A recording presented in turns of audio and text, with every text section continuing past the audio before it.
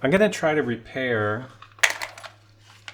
basically disassemble and reassemble an IWC Cal 44 Pellaton automatic from 1959, according to whoever wrote the tag on it. The thing that's insane about this is that I don't know anything about watch repair other than I have this camera system that will allow me to record everything I'm doing as I take it apart so that I can reference that when I put it back together. So I want to use it as an experiment to see if I can do this.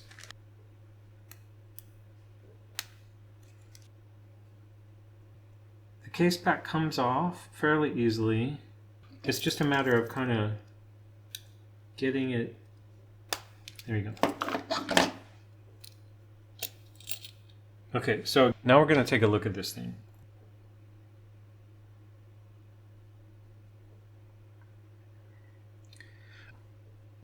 Okay, now the first thing is, I know enough about watches to know that the first thing would be to try to remove the crown, and usually there's a screw near the stem that needs a couple turns on it, and then you can pull the stem and the crown off. So that's a success. And then the next thing is these two case, I'll call them case clamp. So there's one here, and usually there's one on the opposite side. There's one here.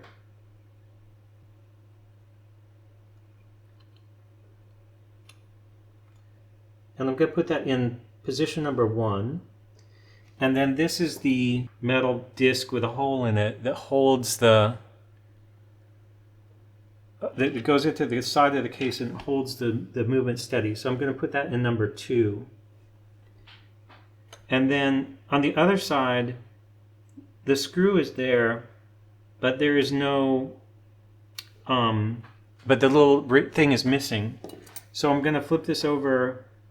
It should fall out, yeah.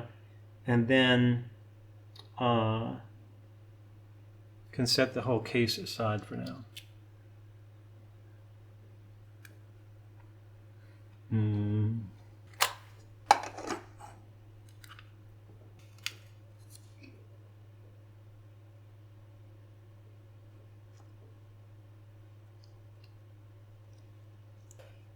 Okay, so that's good. So I'm going to put the hands in this position. I still have to get the hour hand.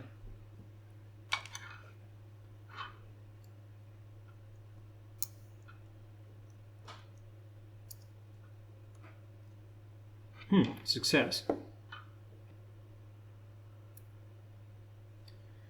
So the hands. Now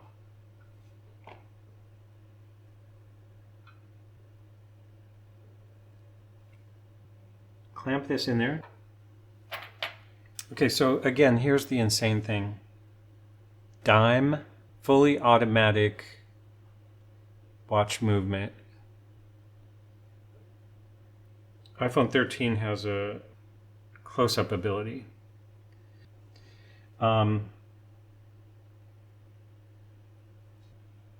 So it's too bad it's not working, the movement's not working, but I wish it would just run a little bit.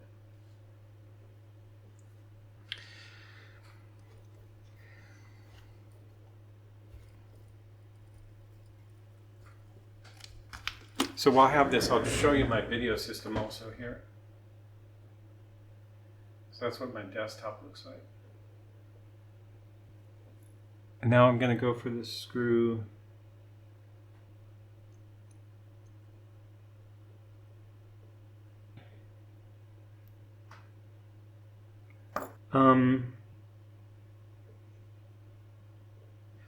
So there's one screw on the tip of that rotor.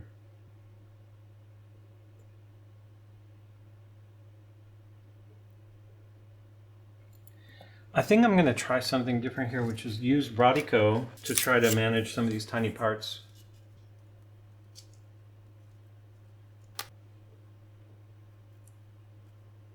You can touch it to a little screw like that. And then it's a lot safer than tweezering it. Okay, so this is going in position number 4.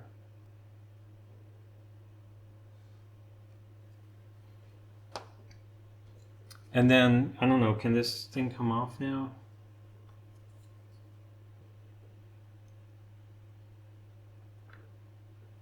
That little tiny piece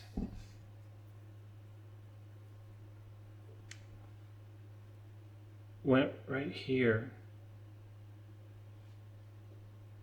Okay, so now that's going to go in position number 5.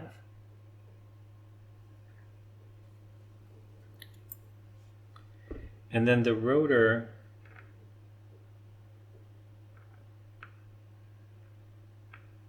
this will be fun to clean because I can see some corrosion on that. But one thing I don't know is if the jewel. Well, anyway, that thing's functioning okay, so I'm just gonna. I'll clean that and hope that the jewel doesn't fall out and get lost. And now I can see why there's a jewel there, because there's like a pin in the center there. Now, I feel like when I've watched people disassemble watches before, they take things off in chunks. And I think the chunk I'm going to go for, it would make sense to do this highest thing. But it seems like what I've seen other people do is take this thing with the balance wheel off first.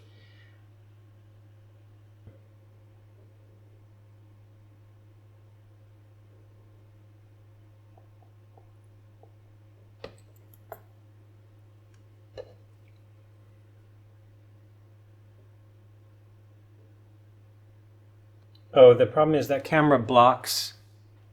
Okay, I can't have that. This camera's blocking the view of where I'm putting those screws. So I just put that screw, which was from here, I just put it into position number 6. Okay, so I can see there's 2 pins on either side of this plate. So I think this plate is held on by just that one screw.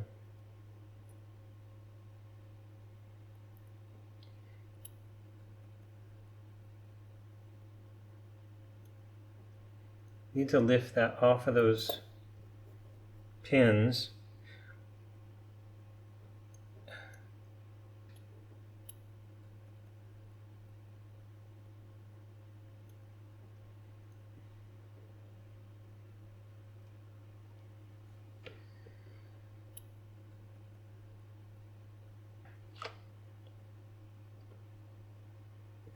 Okay, so now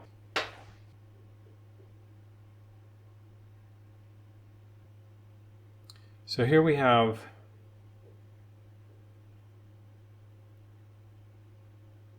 Cal 44.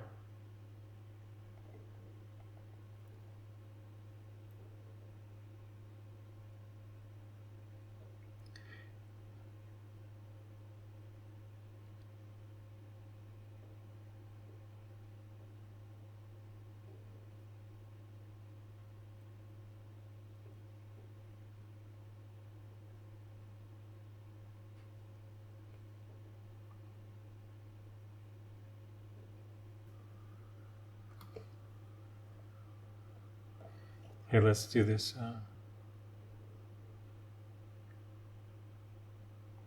Look at how tiny those parts are. I need something to chew on to deal with my nervousness. Okay.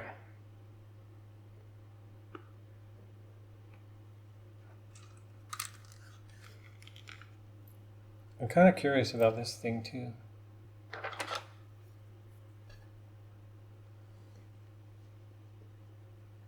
So I wanted to bring this out and just look at it.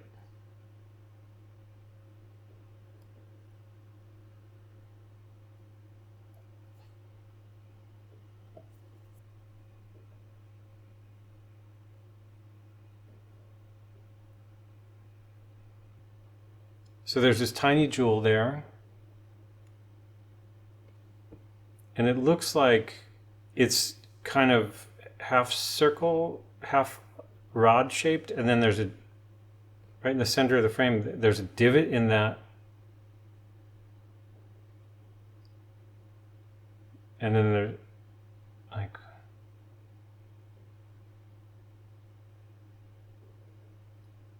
I don't know how that,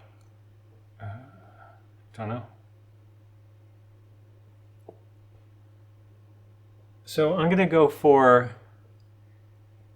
can you see that? I'm going to go for this screw next. And I think that's going to require the biggest screwdriver I have, which is 0.8.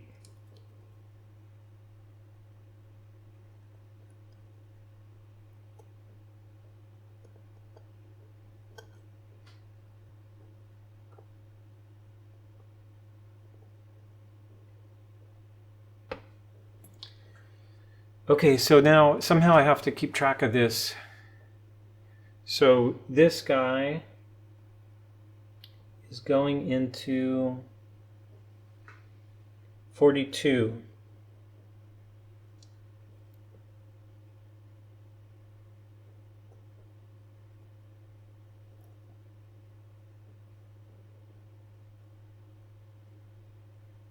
So I have to say, I'm having so much fun right now,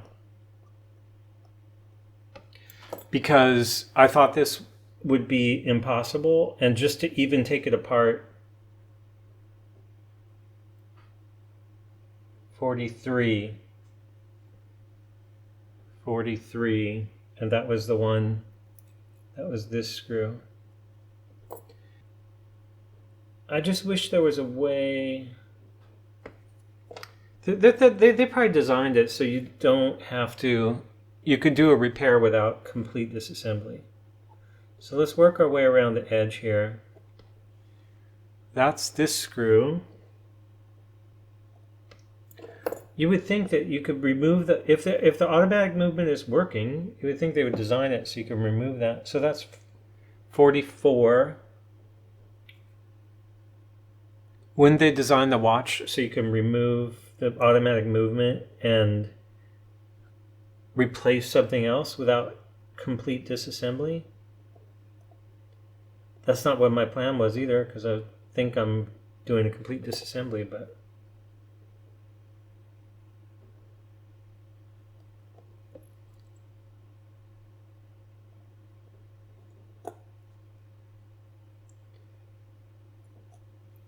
oh, so back to the pleasure of doing this right now.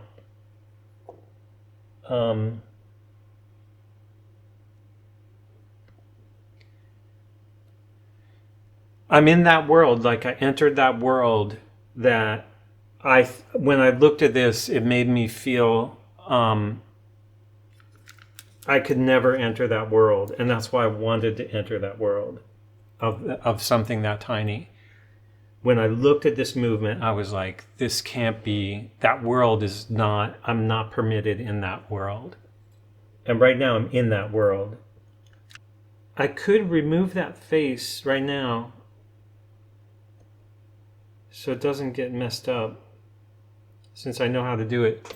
So you can see that tiny screw in the side, and let's do that.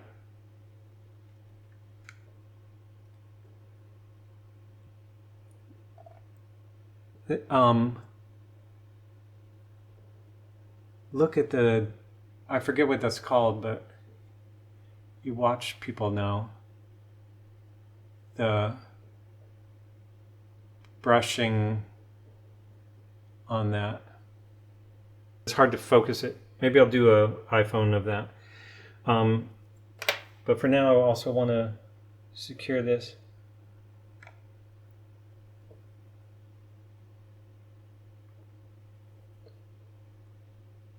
I probably will clean this also.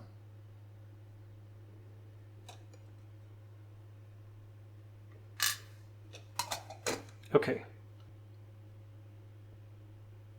So look at that.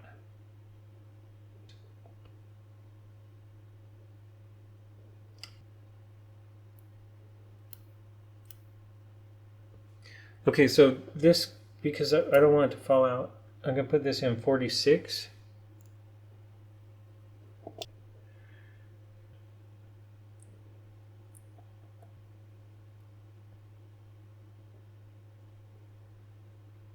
$47.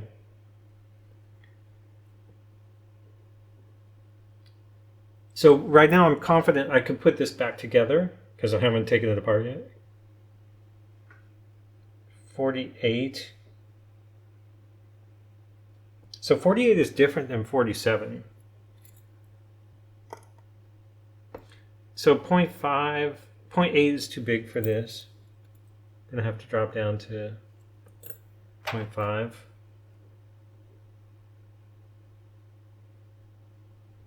So the screw I'm doing now is this one.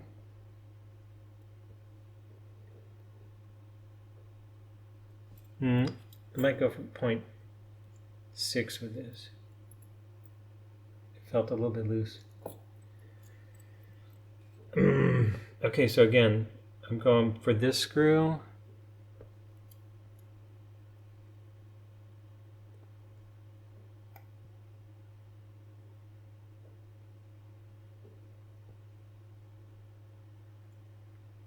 $49. Now I'm going to go for this screw. Okay, so 50.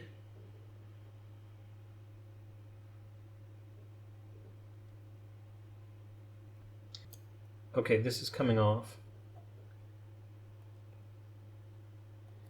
And like I thought, that screw that goes, okay, that screw that loosens the stem didn't need to come out because it's going down to a lower level. Okay, so this guy I'm going to put here.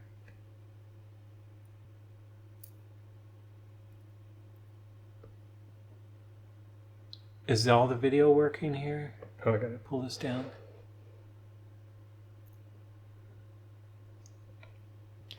Okay, so let's go into, like, this is the world of this thing.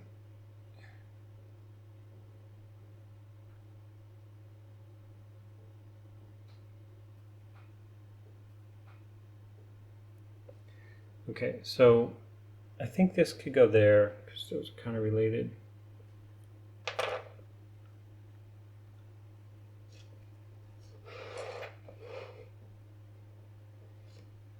Now, look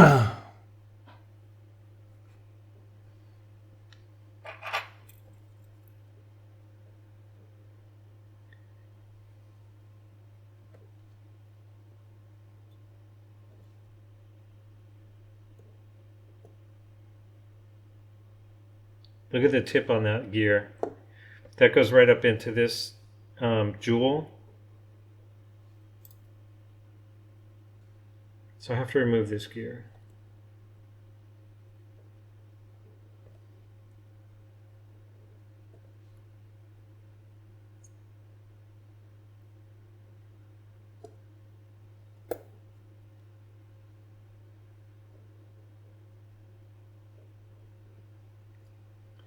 That's going in 50, 49, 50, 51.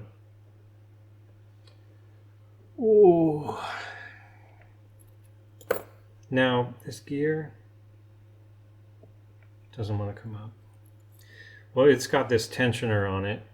So this gear has this. This is a small screwdriver.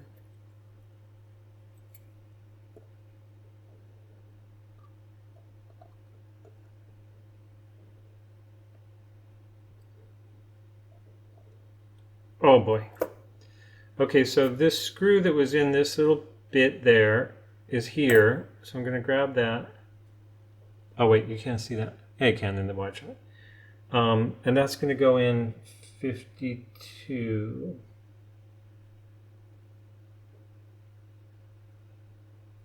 This should all lift off now.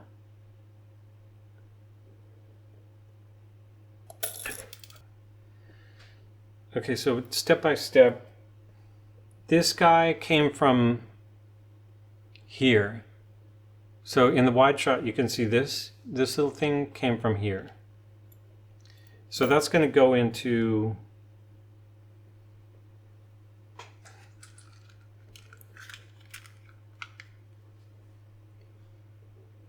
$53.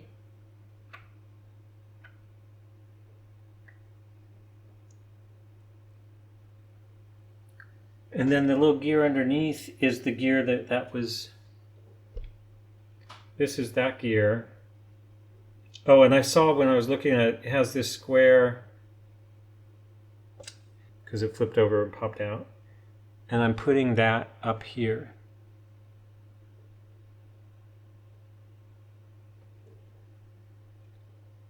So now I got this whole assembly. You can see that. And then I think I got this whole assembly.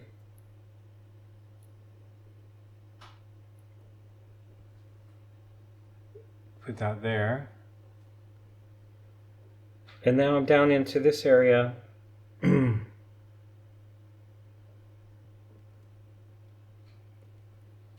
important thing here is to have some imagery of this that I can refer back to when I try to reassemble it. Oh, there's that. There's the. I can't point with my finger. This is that weird. I mean, this is that gear around the stem, and I didn't even look at what's going on in here. That's a whole like little mini adventure in itself. But right now I want to pull these parts out. Gosh. Okay, I think this is the spring, like the, maybe that's why it's shot. That's not the hairspring, but the barrel. Don't want to force that, but it seems like that's got to come out at some point. Oh, these guys are coming out. Put that there.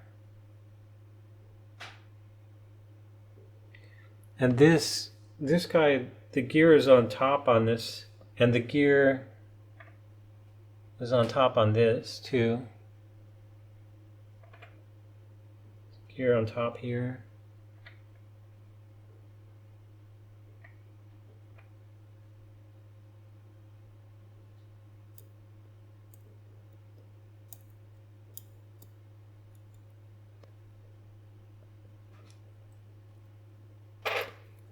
That was the part that was in that stem thing.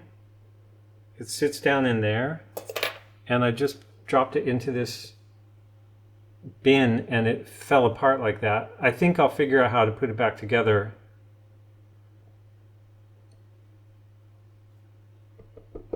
Nothing fell.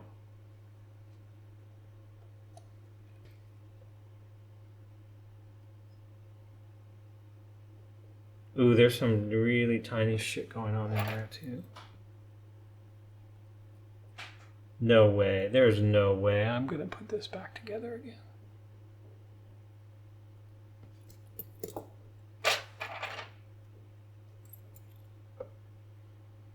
Okay, so here we go.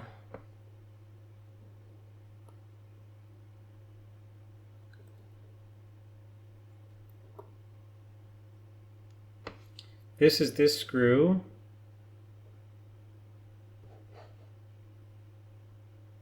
This screw in the center of this, I've seen this part for sale for different movements. Probably has a name.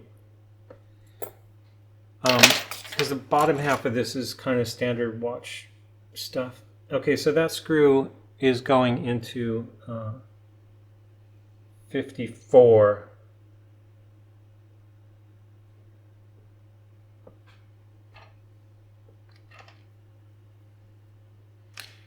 And I'm worried. Okay, this thing.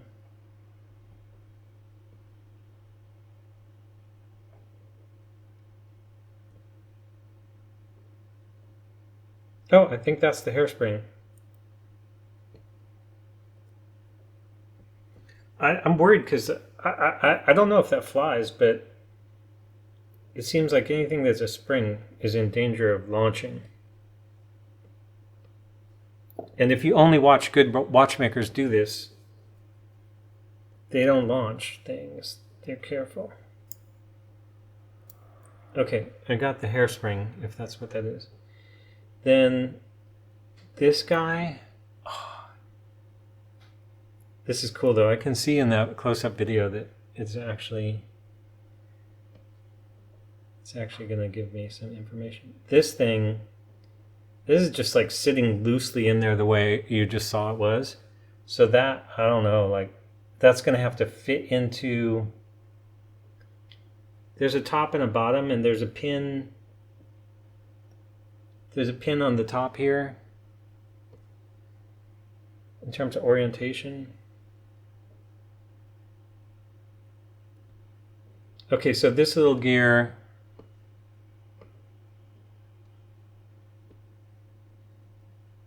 this tiny little gear, that's crazy. This is the part that doesn't want to disassemble.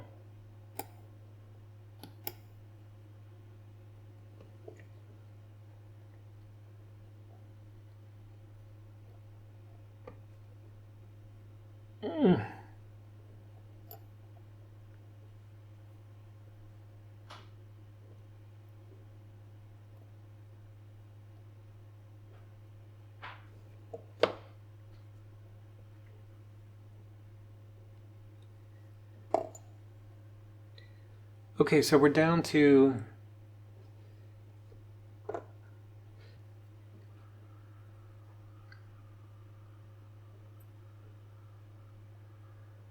okay, that's what I thought.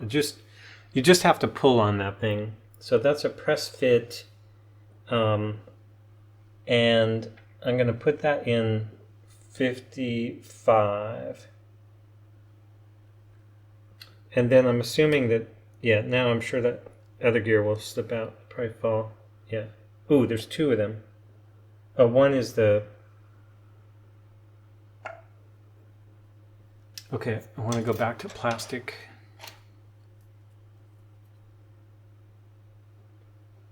This guy. This guy.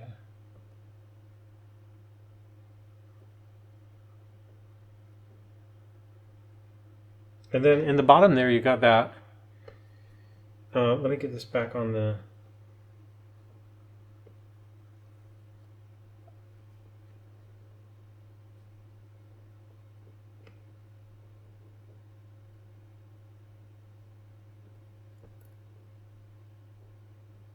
Oh, so I don't know. You guys see what I'm doing here. I'm removing this little plate. And this has the... You know, I should know what that's called. Like the... That's the most famous part of a watch. Okay, this is going in 56.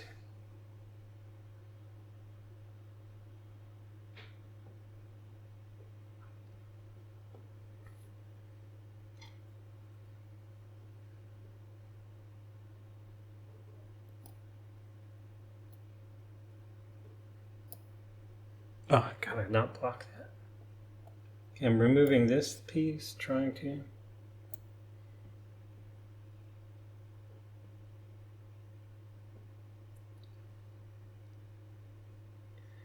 And, oh, there's that thing.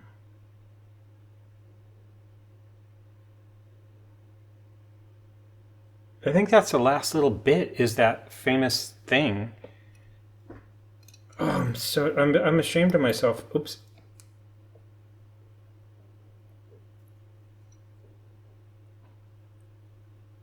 You know, I'm the kind of person, that's the famous thing.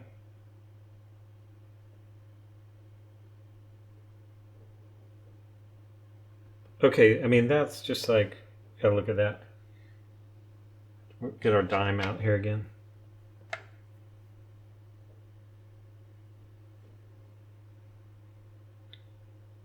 Probably worth looking at, see if there's any damage on that.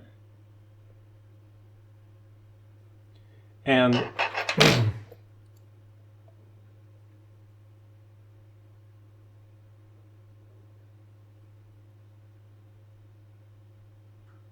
there are some rubies that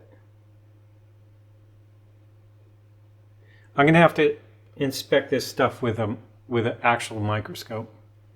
But for now,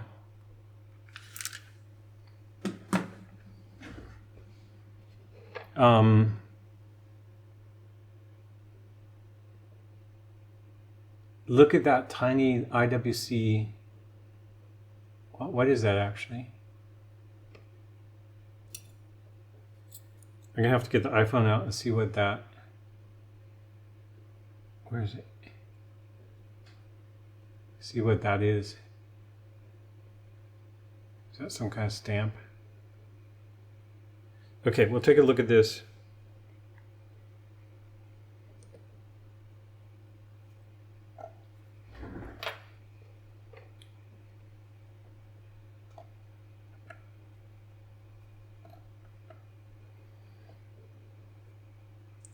I'll tell you, even if it doesn't go back together again,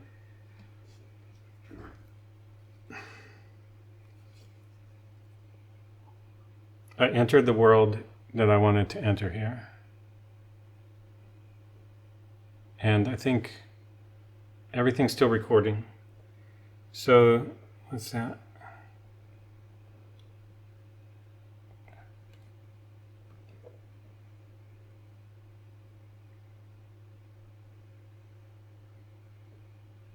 Probus Schaffus IWC.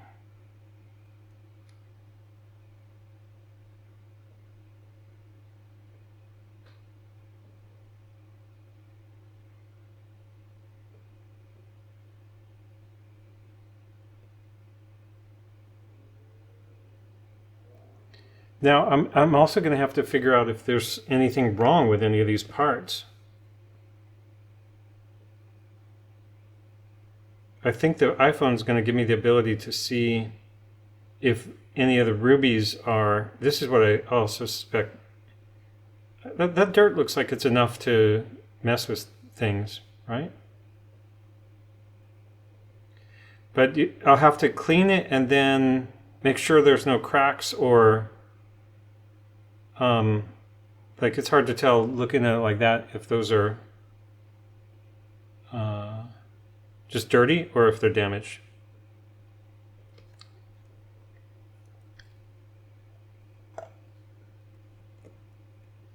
Okay, but for now, it's 12:30 at night. I think I can put the watch back together again in working condition. I know how to re-lume the hands. I may even lume the dial just because even though it wasn't originally lumed, I think it's fun to have a dial that you can read because particularly with a watch that small, if my wife looks at it in the dark at night, she's not going to see what time it is just from two tiny little hands pointing in whatever direction. Anyway, I'll be able to clean this and put it back together with some oil from China and then find out if it works or not. And I think it's doable. I think I have the road back. Even from the sheer number of screws is not that many. 20 maybe, 20 screws. I haven't gotten into some of the details of that stuff yet. But I gotta call it a night. Okay. I'll be back fresh tomorrow. Today I'm gonna clean and then try to reassemble the watch. Just before I start off, I wanted to do two things. One is like, this is the ultrasonic cleaner from China. It was really inexpensive. I forget what it cost. But I also want to compare this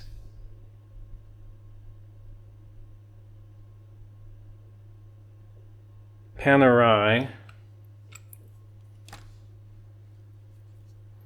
So this is a Panerai Series A Luminor base. I think it's like a PAM 0001 or 010, something like that.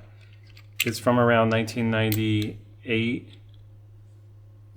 And I just thought it'd be funny to compare the movements. So the other thing about the Panerai is that it's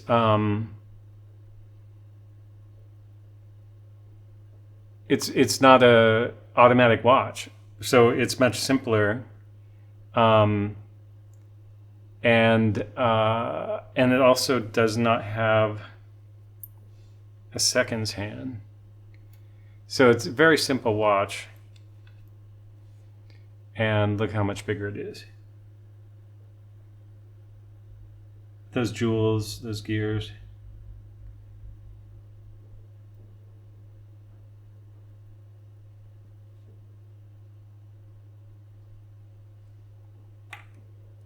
So I just thought that would be fun.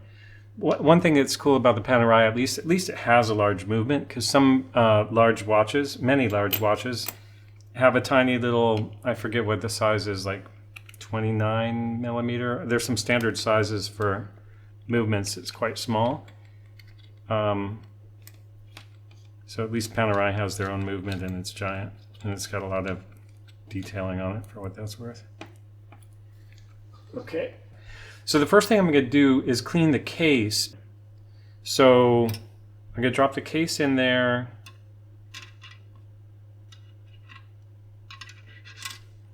And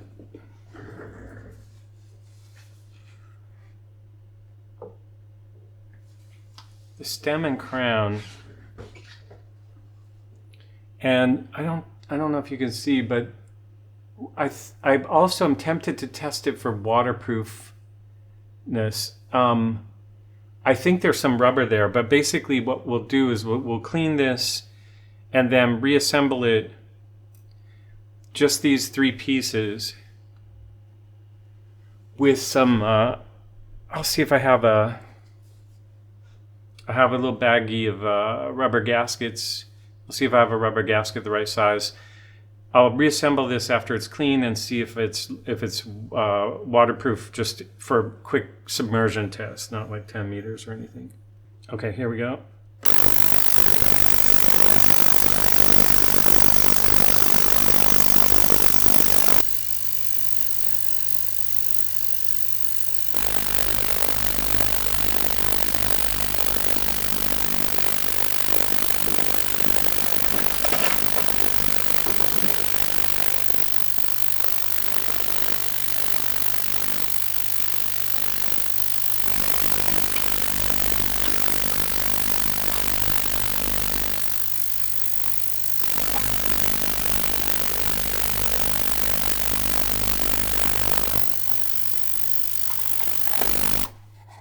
Okay, so this is some silicone synthetic grease that you grease these gaskets with by putting it in there and twisting those two surfaces together, and that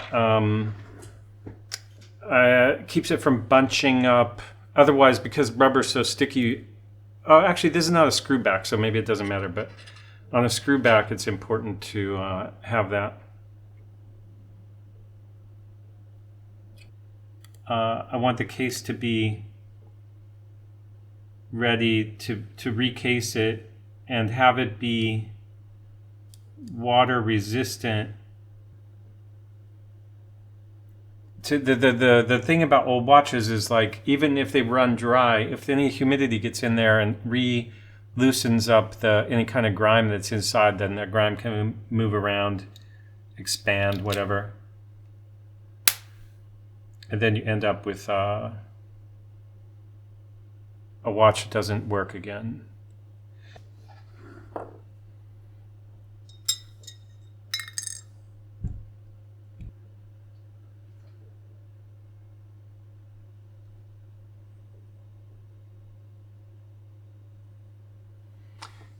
So my theory is if it's waterproof to this extent, then it's not gonna, you know, sweat and humidity is not gonna go in there either. So that's kind of good enough for wearing it. Okay. Okay, so the next thing is clean the other parts. Oh, the other thing I realized is that I'm not going to clean those screws. Like, I was like, how do you clean the screws and then figure out which screw goes where from that numbering system I have? So the answer is don't clean the screws, because the screws are just they're tiny. They might carry a tiny bit of oil back into the case or whatever, but I don't see why that matters.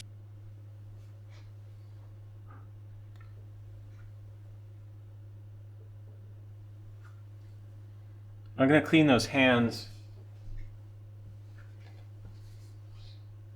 because they're going to get re-lumed. So let's put them in the basket.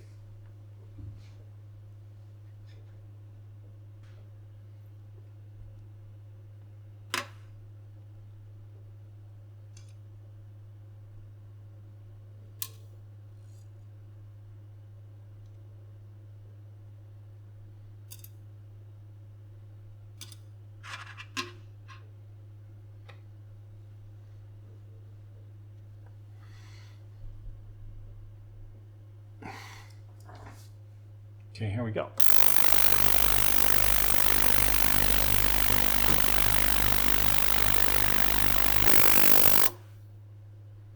Okay, so the good thing is I still don't think any jewels fell out. So we're just going to start putting these parts off to the side, and then I'll clean everything and then I'll rinse everything.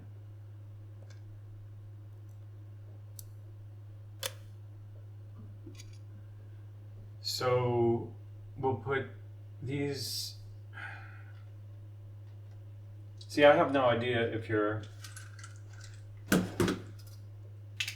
these should all go in plastic or something because they're so fragile. Let's just put.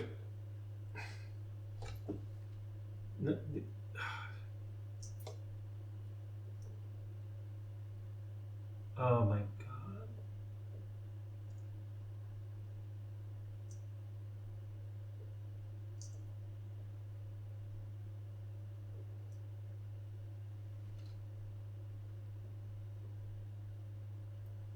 Did I just drop that? There's my hairspring that's not the hairspring. I guess this can go in there. And this. Oh, this is scary. Those things just all seem too fragile to go into group bin like that.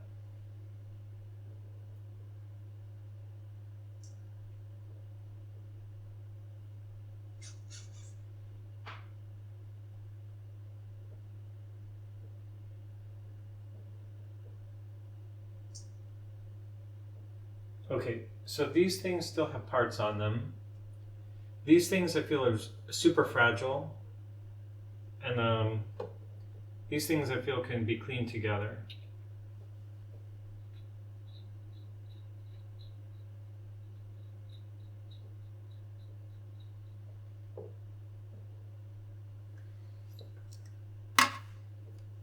And that's without any real, let's just do this at 30 though.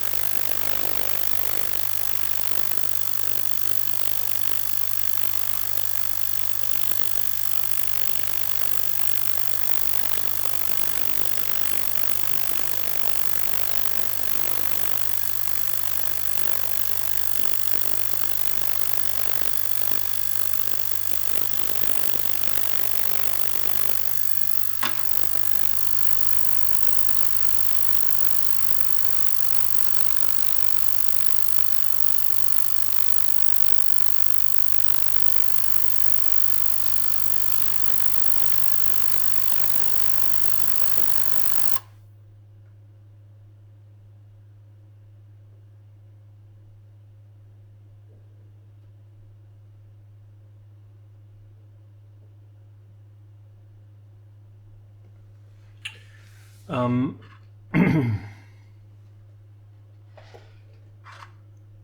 so these are just going to get rinsed, and then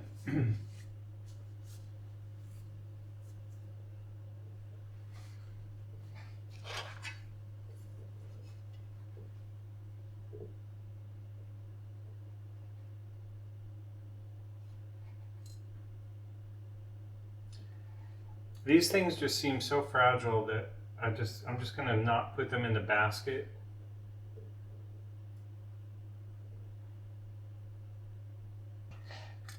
Okay, so we'll clean this whole thing.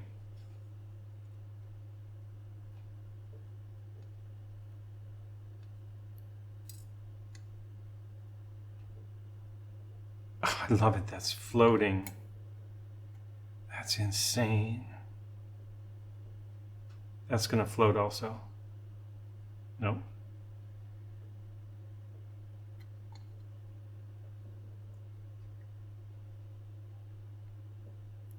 Oh, I think that thing's called a pallet fork.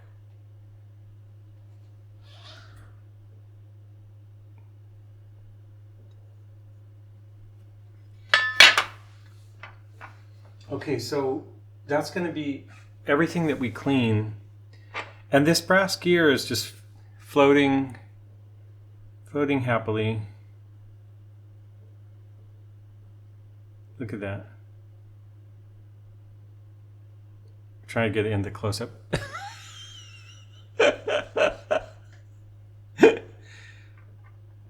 Nice. Okay. 3 minutes.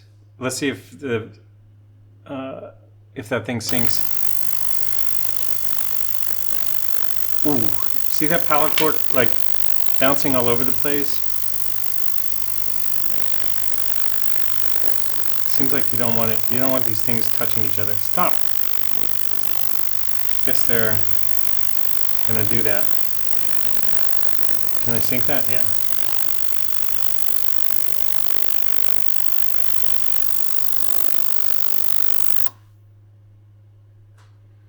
Okay, so I forgot I can't talk. I was just saying, look at that pallet fork or whatever that's called. It was like attracted to other things and attacking them.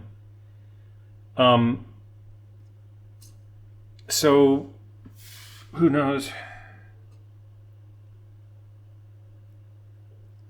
I suppose I hope that didn't damage anything, but it looks super violent, but it's also not a lot of force between these parts because they don't have a lot of mass.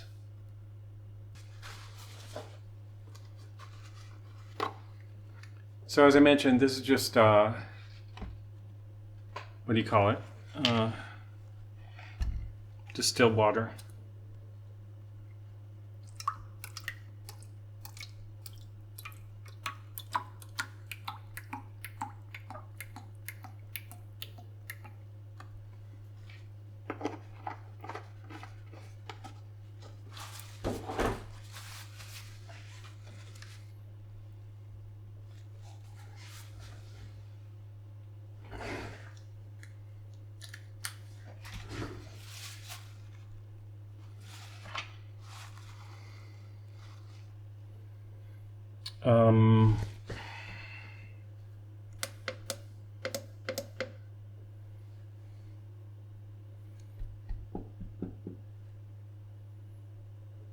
I think I'll do all the large things first.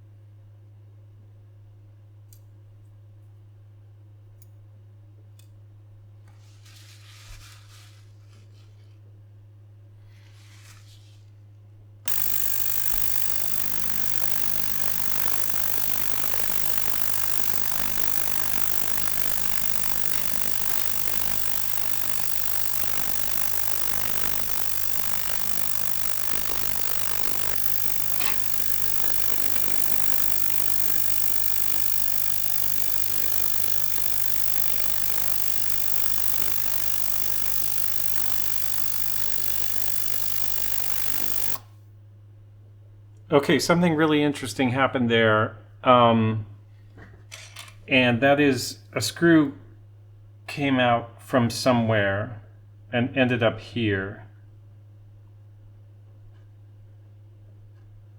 And I don't know where. Oh, you can't see that in the top video. So this screw came out from somewhere. I think that's just a water air bubble.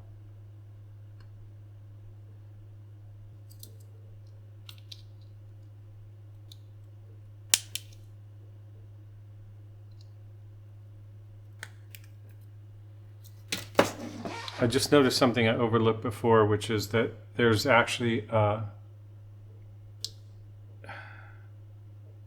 crown divot in the case right there. I had it lined up incorrectly. It should be like that, obviously.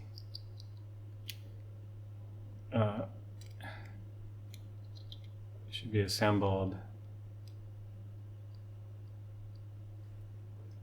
like that.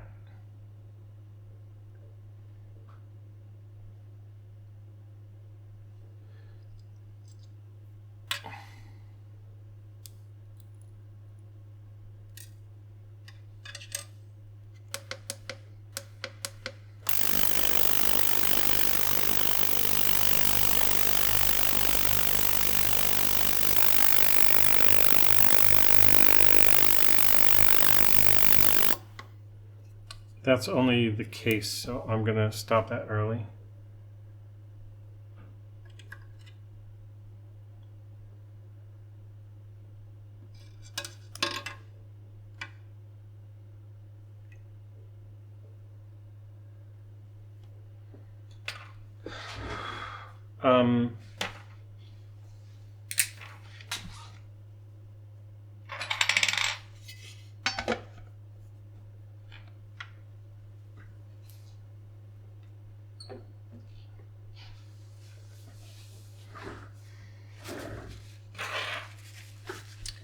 So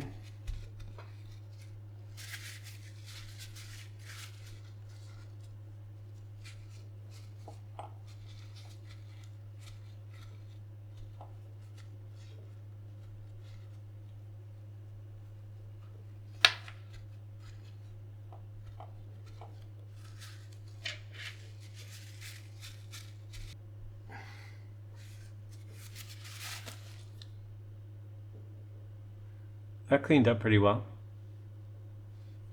I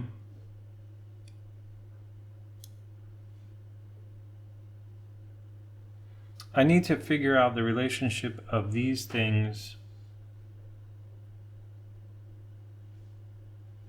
and if that's where that screw came from, which is what I suspect.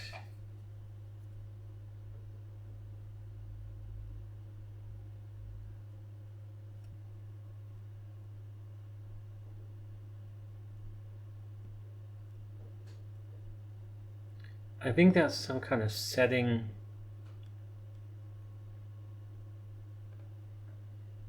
These gears are for setting or something like that. So if it didn't come from that,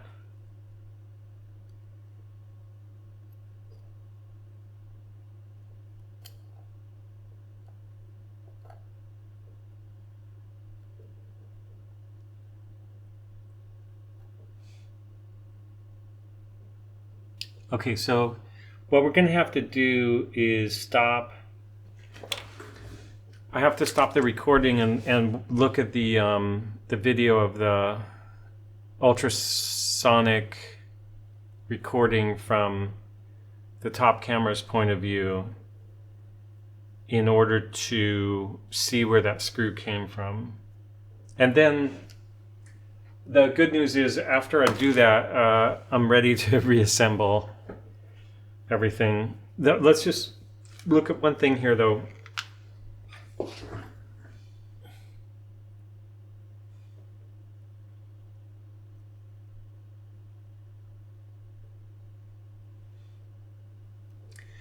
I really feel like I mistreated this.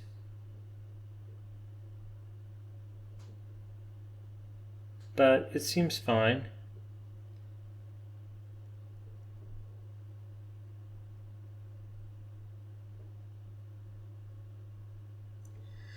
The only problem with this is going to be, like I said, I don't know how you would figure out how much tension to put on it. But as far as I know, nothing's broke, nothing's lost so far, and I'm in the middle of the project. And the only issue is the appearance of this screw. And that's that. Okay, so I'm gonna stop now, and I'll put that video on the computer. I'm not going to edit right now, but I'm going to put that particular video on this computer, so when I start back up again, I'll have access to that. But right now, the thing is, just to explain, all the cameras are recording to their internal memory, so when I stop them recording, they'll all download to the NAS, and then I can save them for editing, and at the same time make a copy of that top view to this computer here.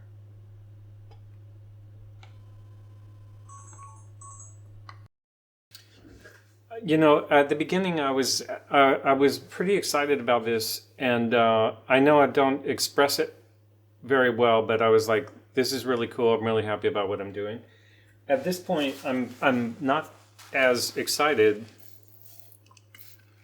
because I feel like I'm a lot closer to the moment that failure is going to come. So it's kind of like, and it's also taking such a long time.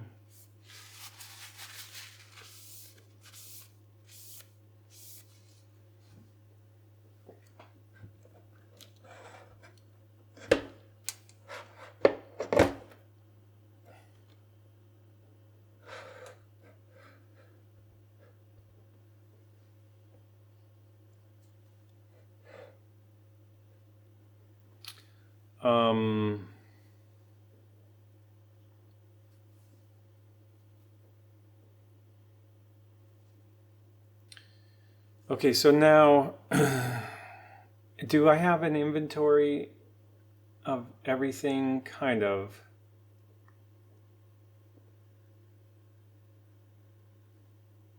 Yeah.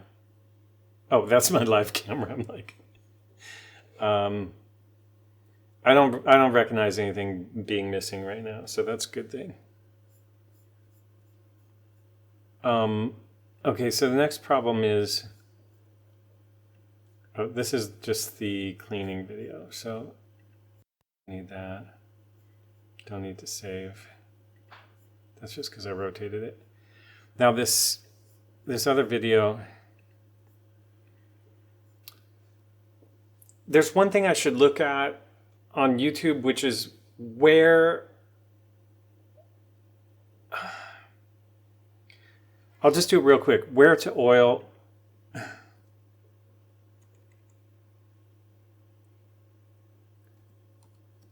How to oil mechanical watch. No, just oiling mechanical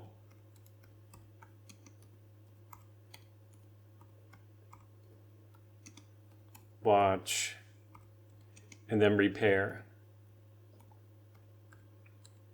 Because what I would do right now is just I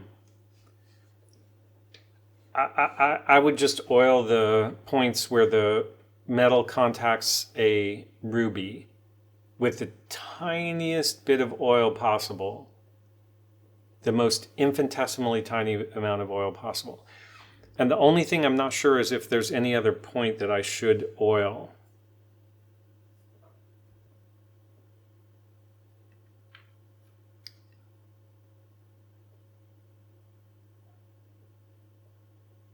There.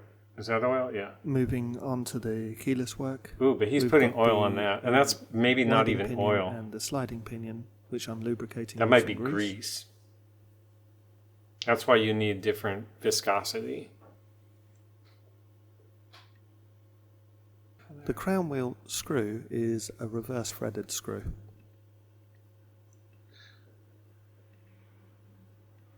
Out the main plate. I think I just totally changed to a different video. Yeah. Okay, you know what? I'm not going to worry about that. The point was to try to do it on my own. I have to oil the point where that pallet fork is going to sit. Okay. I presume I'll get faster at this. This is like the first one. I can see there's oil spill right there. But there's also oil on the ruby. So I think that's good. I might need to do some cleanup every time I do this. Now,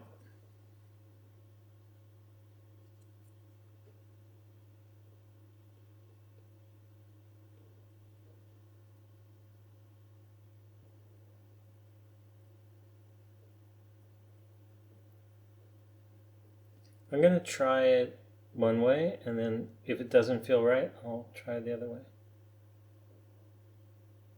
So I'm going to try it first with the longer pin down.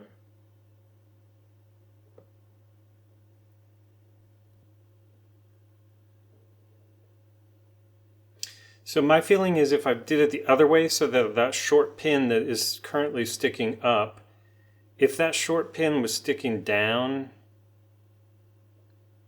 I think this thing would be bottoming out.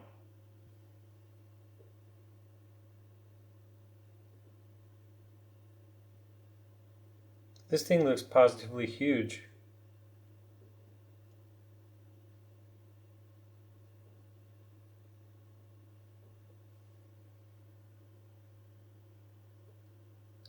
I think that makes sense. Now, I think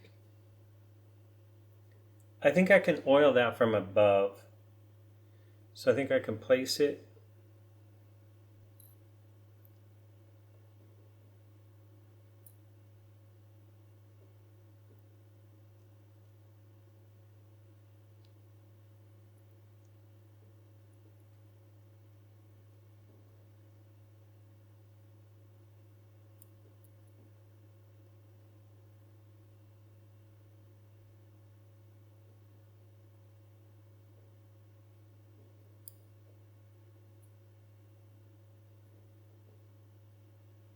Is that on there?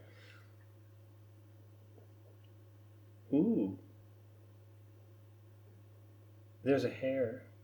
Oh, damn it. Sorry. That's why I should set up the other camera. There's a hair right there.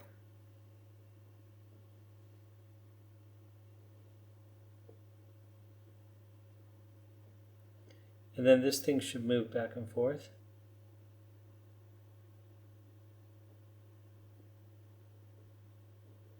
That seems correct to me. Blocking it again. Okay, so I'm going to use Rodico again to get this screw.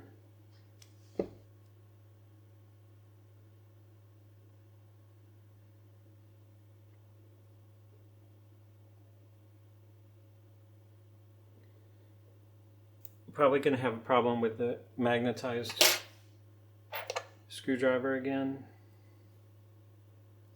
So the problem is that as soon as I get near this, it lifts the screw.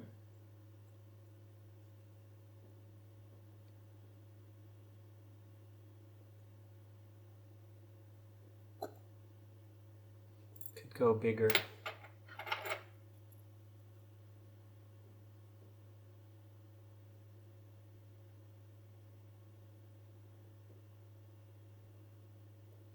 That's too big.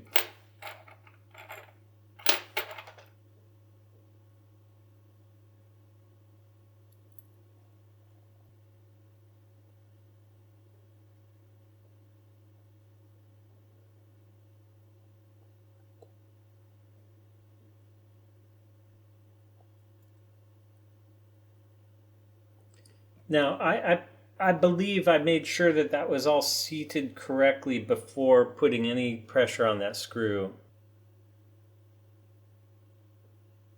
But that seems good to me. We can almost see the, yeah, you can see the pin on the top in the ruby. Okay, so this gear, this gear goes face down in this hole, and then you can see it has a gear on it that's going to interface with probably the, I don't know, we'll find out. Part of what happens here is you just learn as you go. That's the whole point. Okay. Oh, wait, that's way too much, but I can absorb that.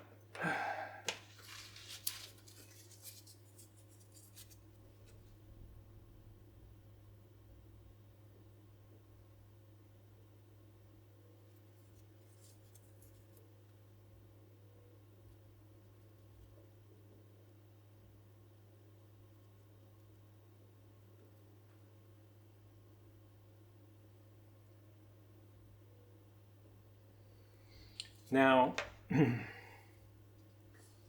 guess other points. I'm going to try to absorb a little bit of oil off of this, but I think as soon as I touch that, it'll all go. I think we want a tiny bit on each of these.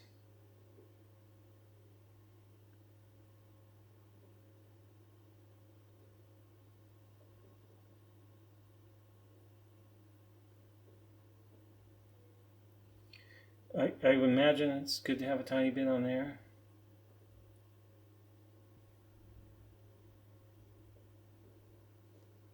Well, we got this. Gonna need that in this area.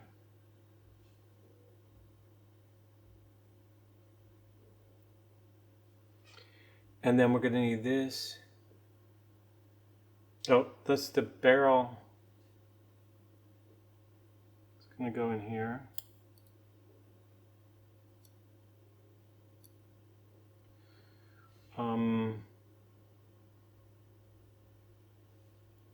This guy.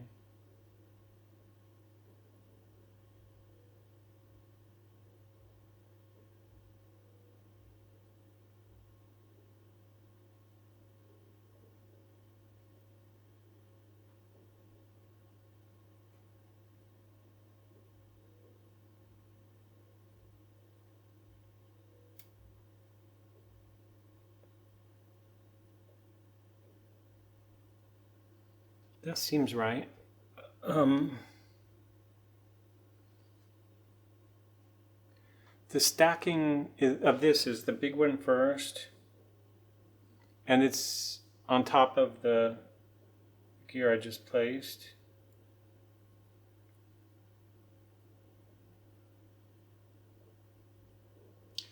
And then the small one with its gear on top.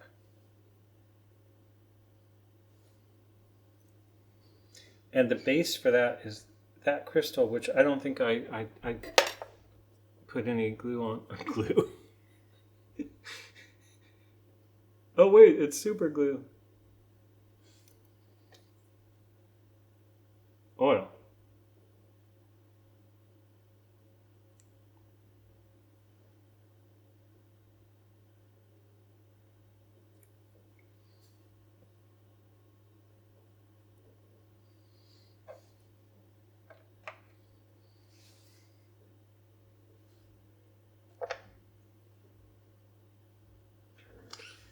And that stacking all looks correct. It looks like there might be some dust on top of that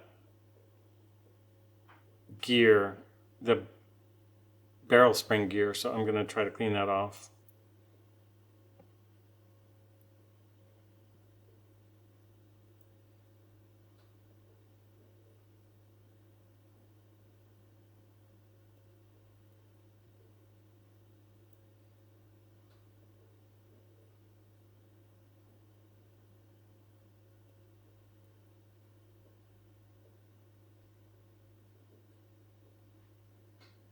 That's a joke.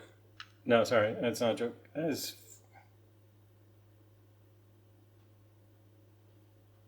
Did I just do that? As in. Okay. I can't, oh boy, no, so that's not in the.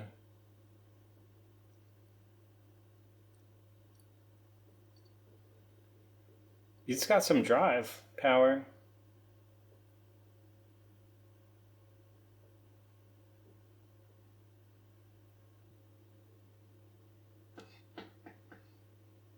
Okay, so let me just kind of say what I think has to happen now.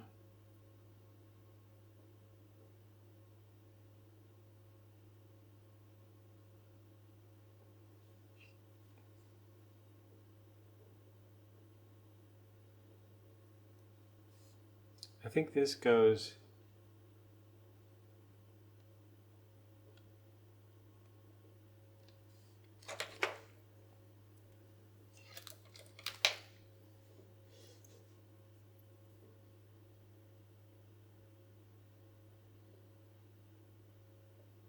Oh wait,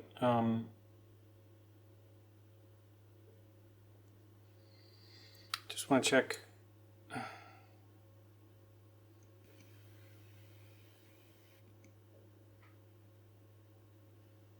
Yeah, so this goes.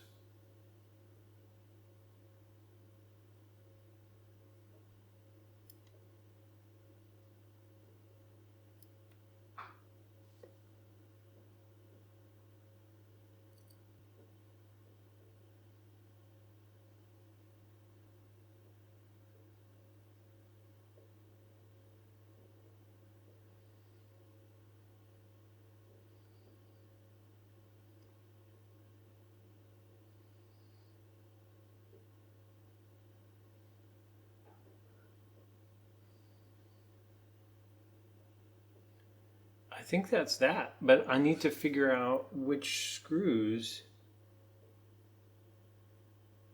Did I miss a gear under there or something?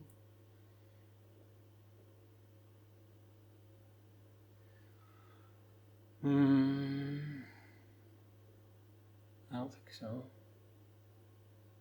So that's 44.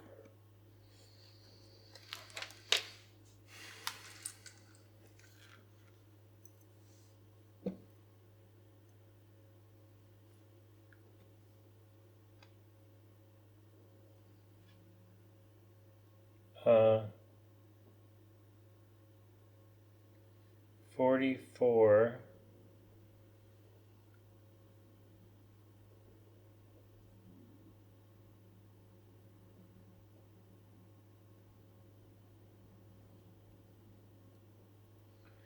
And I guess the next one would be 45.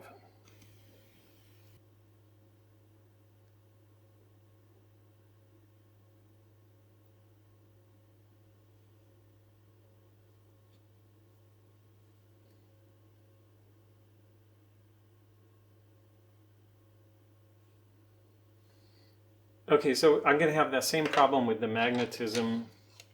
I have demagnetizers, but that would be too easy.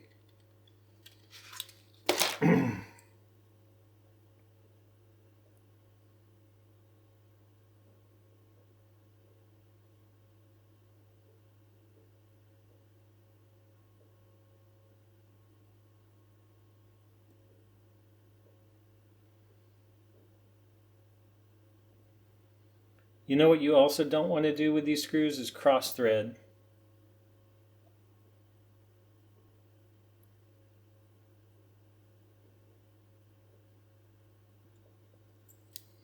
And also, I don't want to do anything where a screw is providing additional leverage, you know, because that's like, if anything's misaligned,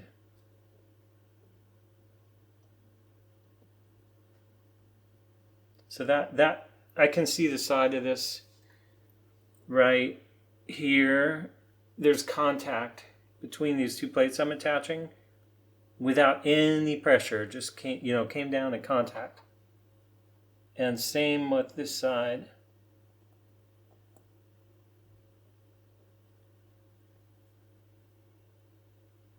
contact, no resistance on the screws part. And I think that's really important because any resistance means you did something wrong.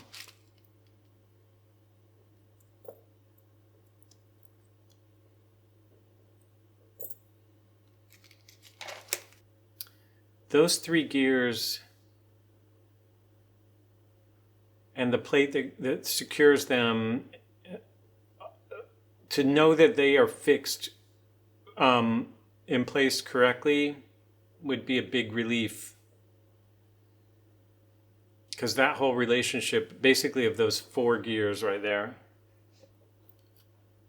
1, 2, 3, 4.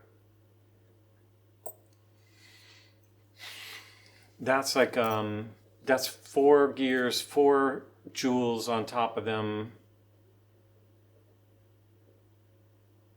Pretty important relationships between those things there. I can't really do anything until that's fixed. I guess the way to go about this is just like,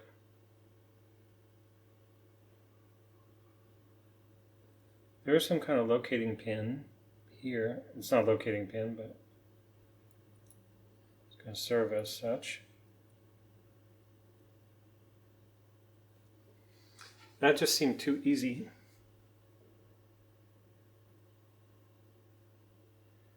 So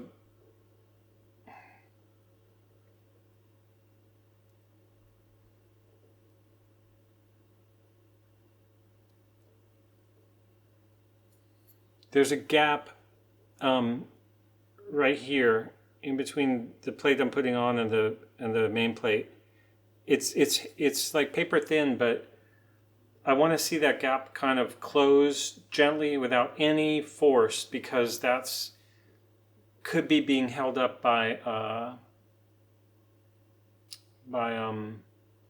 one of the tips of those gears not being perfectly aligned with a jewel. Okay, anyway, the way to do this, just touch it a little bit.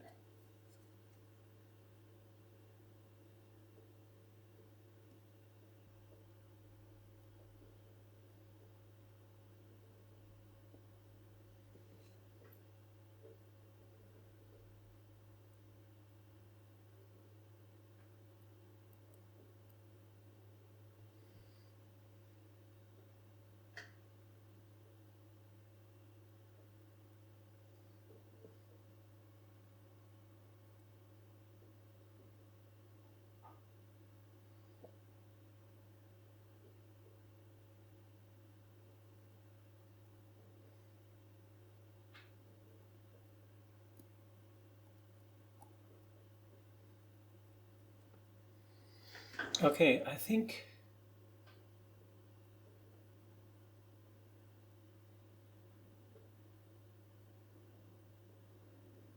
I might have got it.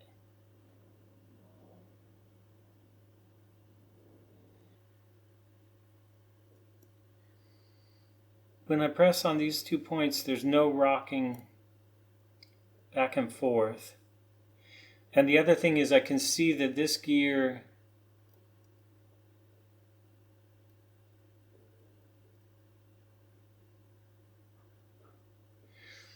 is trying to transmit energy to that pallet fork, which is what you would expect when it's all geared correctly.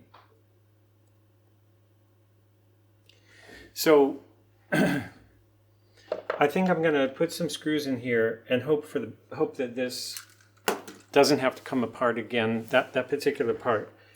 The only question would be, was there some gear that goes under a gear? Like this guy, can I get that in there? Probably. I know there's a gear on top of this, and there's that little thing. And then that gear. I think everything can come together around that. Okay, so I think I need to look at screw numbers, which are probably...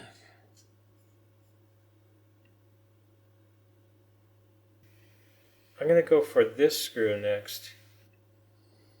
Okay, so that screw is...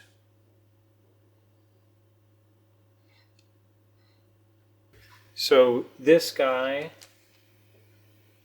is going into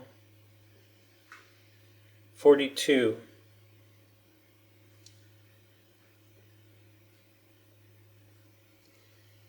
And then the question is,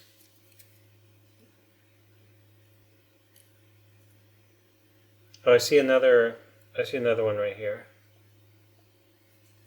Okay, so 42, I got that. The problem is the magnetic thing.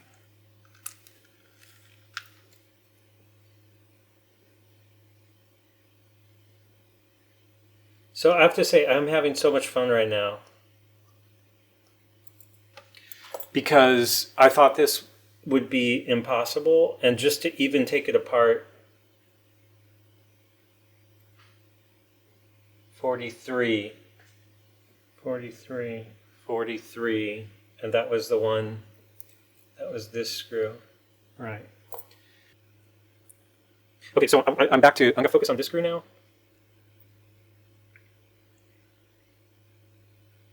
Oh, that's a tiny screw. 47. Okay, that's what I thought. 47.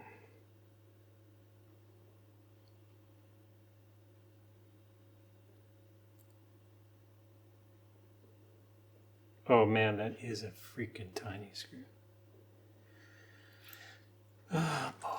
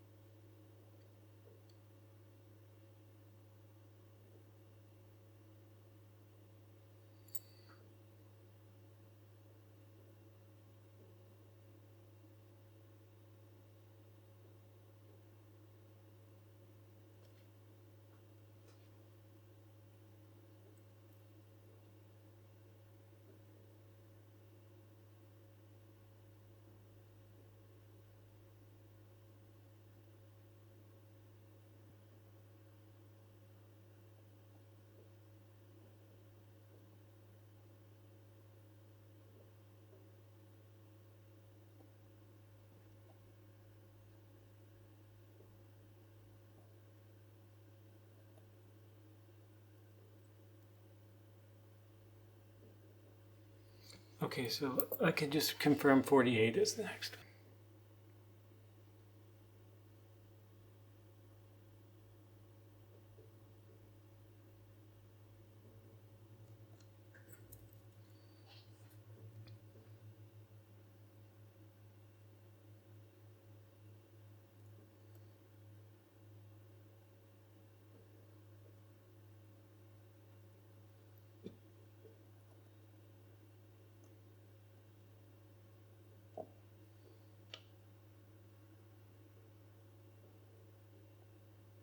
You have to have all 4 of these screws in there to know that that's settled. And I'm just really worried that I'm going to find out I have to remove that again to put something else underneath there. But so kind of like lug nuts on a wheel. I'm just going around doing all 4 of those. Okay.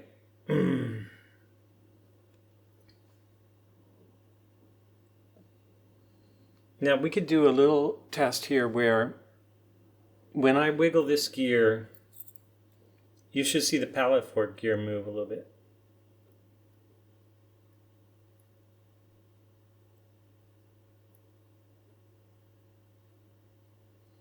And the reason it doesn't move more is because it's being blocked by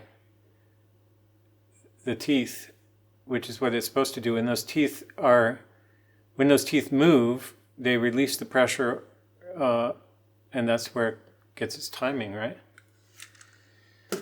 So then you need the other thing, you need the balance wheel and everything, timing the interaction. I think I want to go back to the bottom now.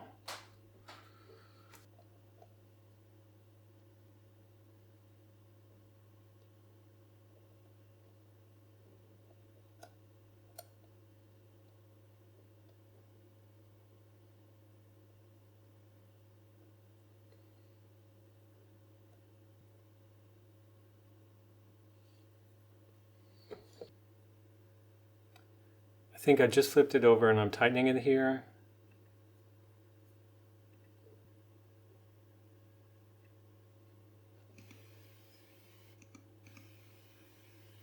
Ooh, there's some really tiny shit going on in there too.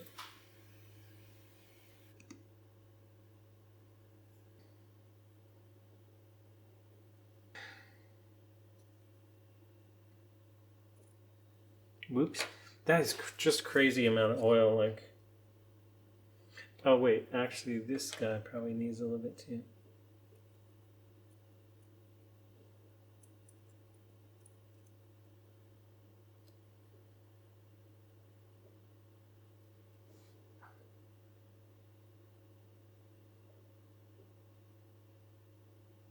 Yeah, whatever. And then we gotta lay these little thingies in there. So we got this little.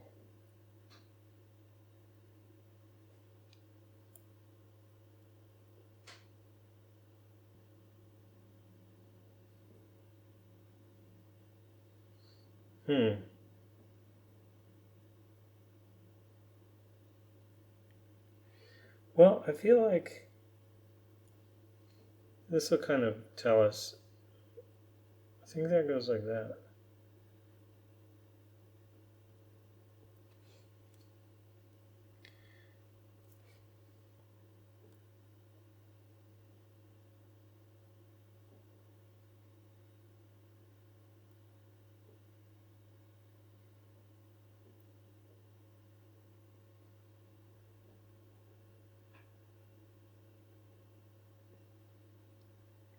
Okay, that's it. Now you can kind of see how these two gears just press together to kind of make one. And that's the point. Now this goes in like that. I remember from when I took it apart that didn't have a top or bottom. We've got that gear setting thing there.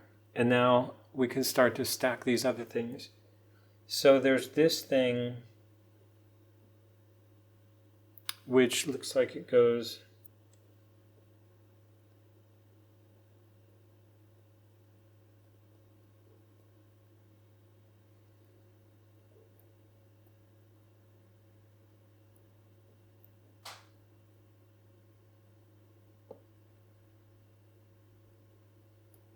okay, so that makes sense. That pushes on, that separates this gear, you know, for setting.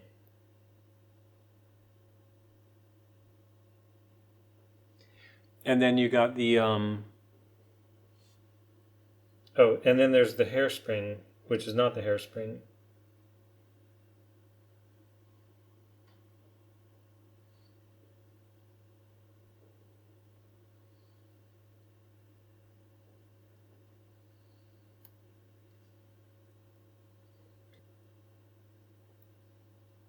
Does it make sense that this goes like that?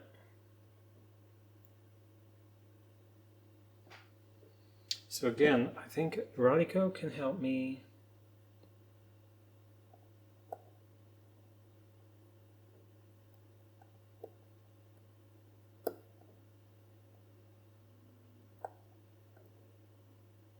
Okay, I think that's what I want.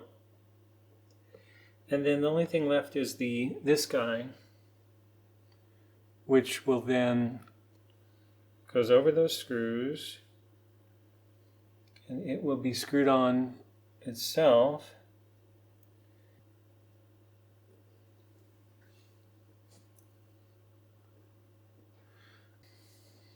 And then you'll see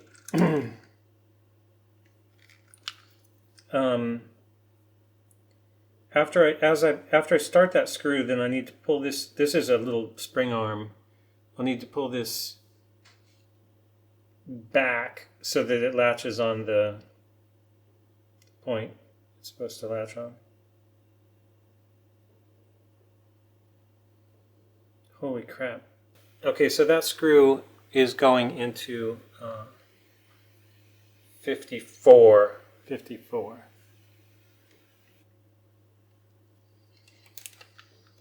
Okay.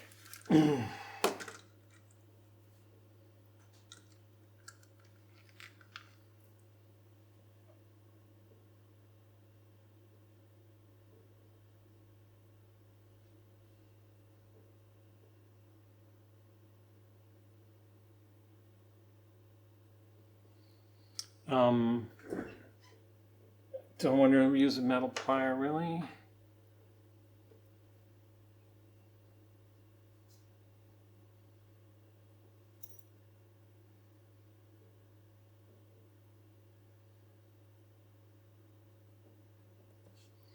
So that whole plate needs to be tightened up after I get a start on that screw.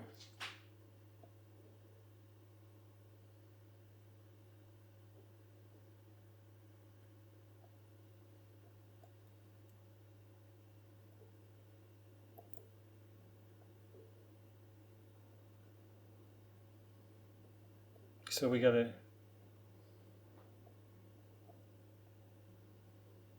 basically this part right here has to be pulled back. I think it's safe to do that now. Yeah. My screwdriver is loose. The bit in this is loose, so I'm gonna have to fix that.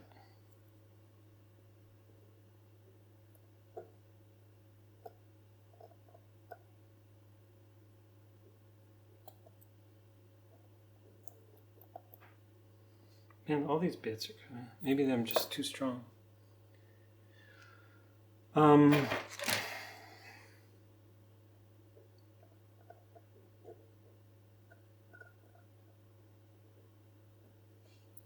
Okay, so I think the bottom of the watch is done. The bottom is done. There's a gear that we'll put on later.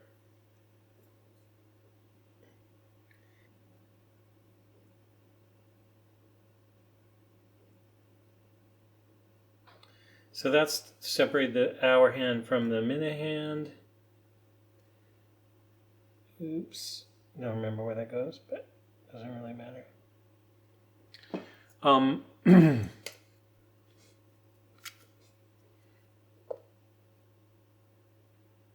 That's crazy.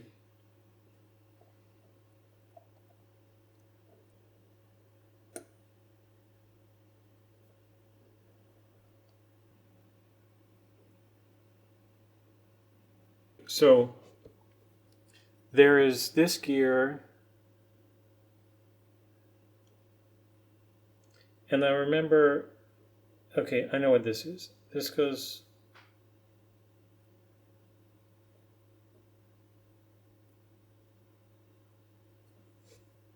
I guess that gear, yeah. That gear has a screw on top of it, and then we've got this little thing.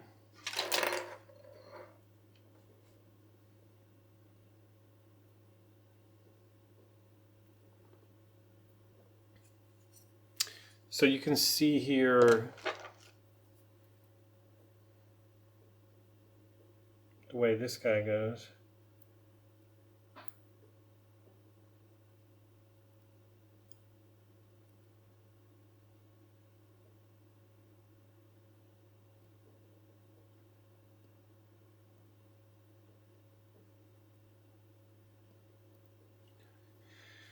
Right? But what holds that in place or makes that turn? I don't know.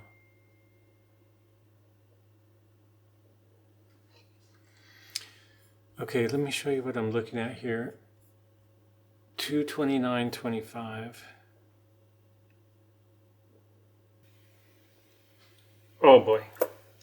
Okay, so this screw that was in this little bit there,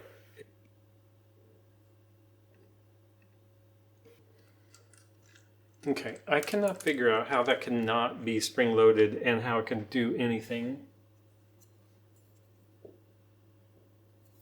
How can that have a function without being spring-loaded?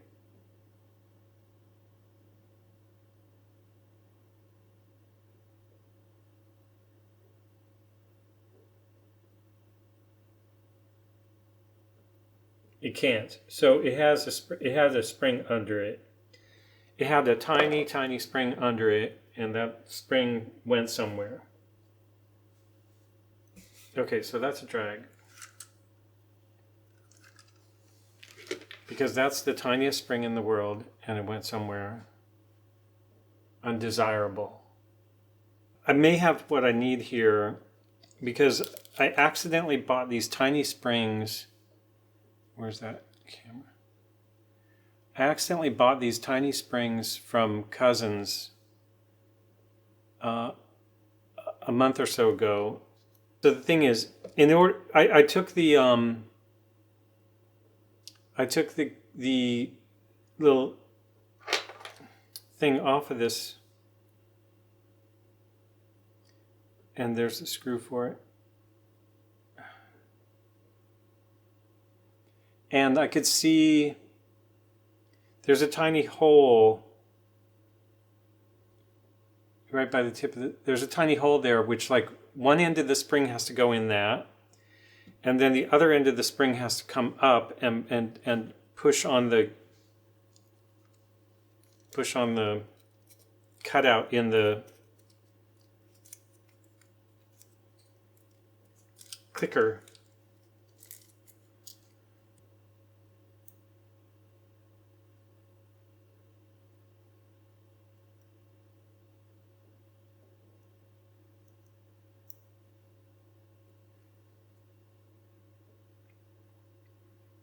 This seems about right. I have to try to radius it.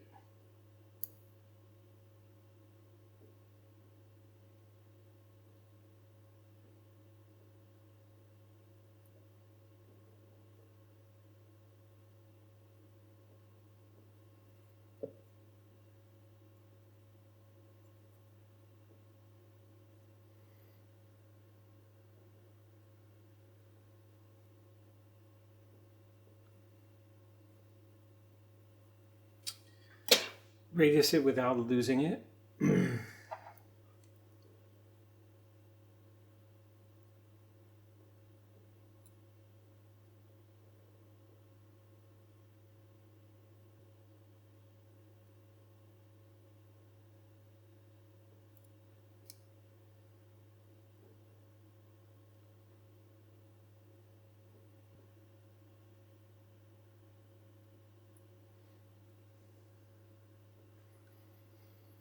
Okay.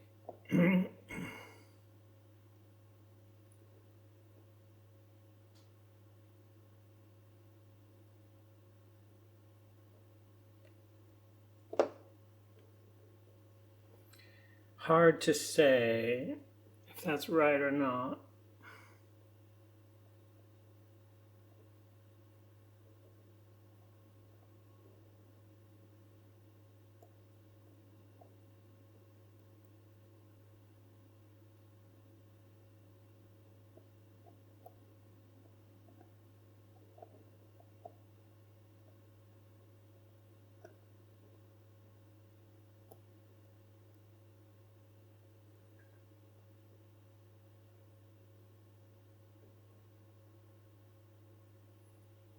Now, trying to jam it in there caused some new radiusing problem.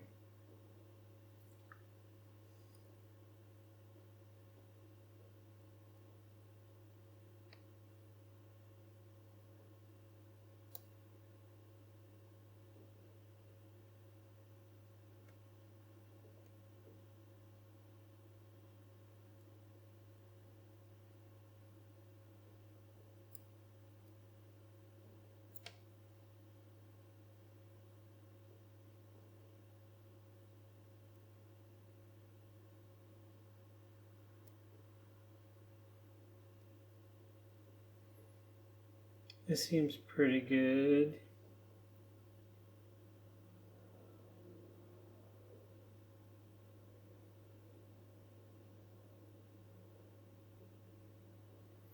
I'm having a hard time seeing the scale until I get it in place.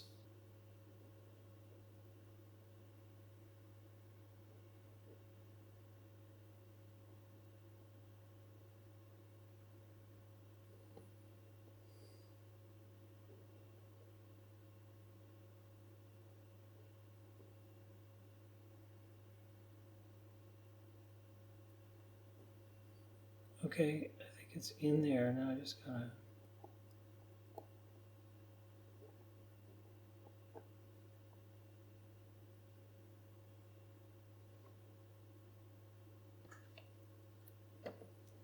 Now that still feels too big.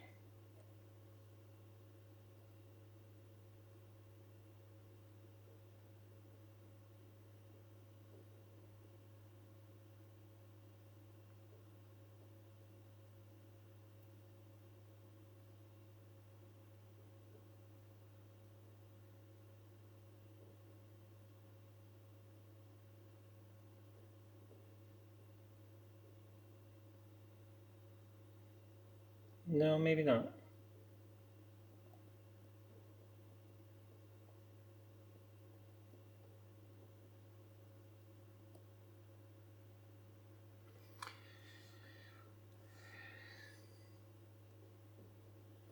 Now it's possible.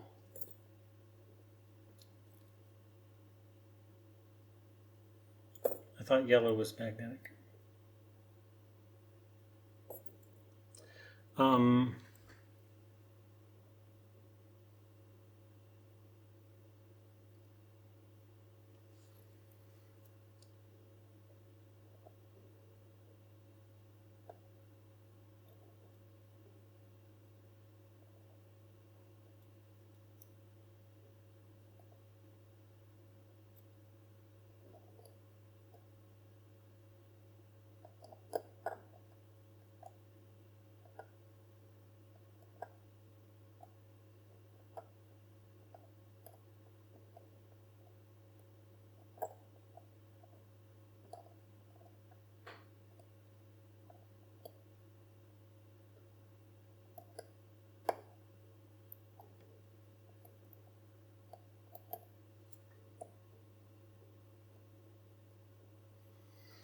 Okay, I think I got it.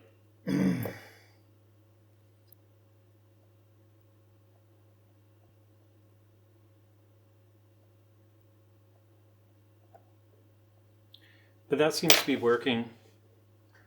So, to any watchmaker watching this who saw me lose that spring 4 hours ago and was like, "Ooh, this guy's in trouble," because he lost that spring.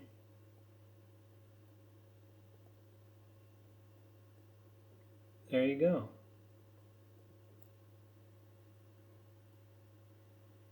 It's a little more difficult to place this gear because I have to line up the squareness underneath. Maybe I should actually look at that.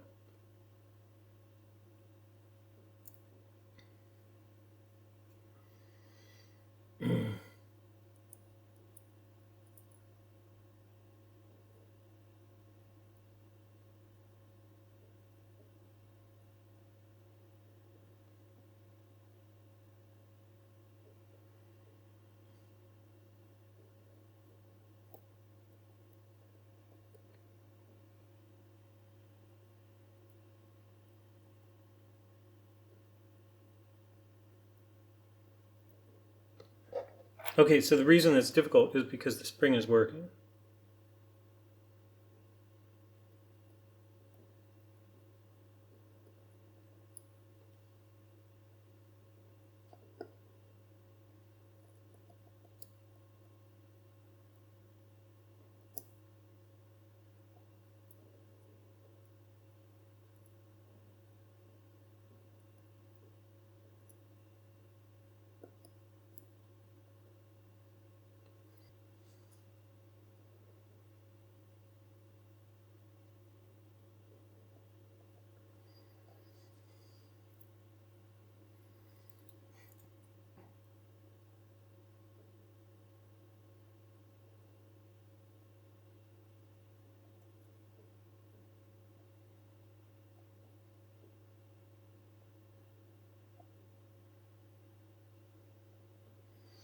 Okay, so the only other thing is I need to hold this. It's working.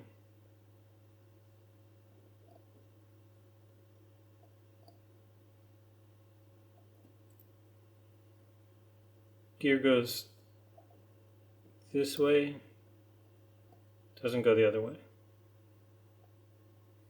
That's the mainspring, so it's already starting to get some tension on it. And this pallet fork thing, it snaps back and forth and stays. So it's to the left right now. Now it's to the right. Now it's to the left. Now it's to the right.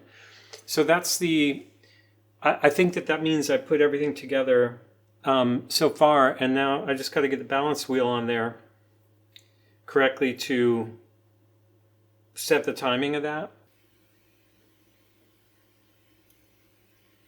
Need to lift that off of those pins. Ooh, look at that. I feel like such a watchmaker.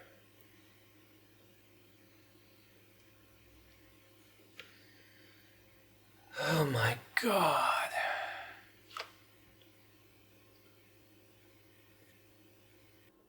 There's one thing which I don't remember, which is what this thing is.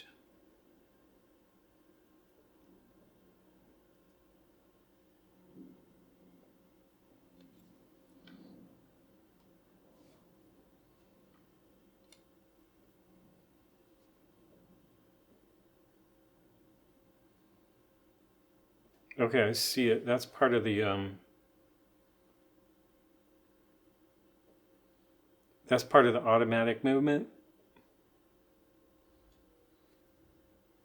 So maybe I should do that first.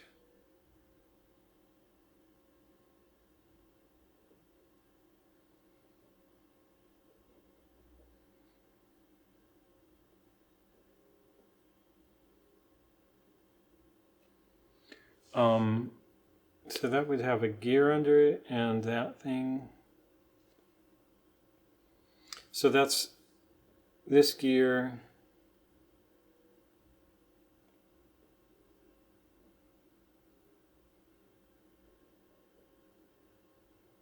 And this thing.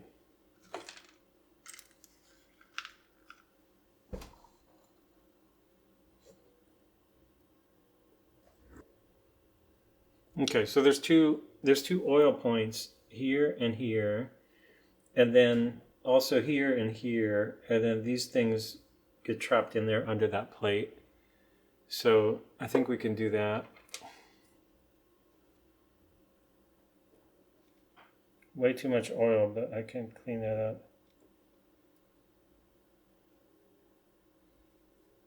These are trickier.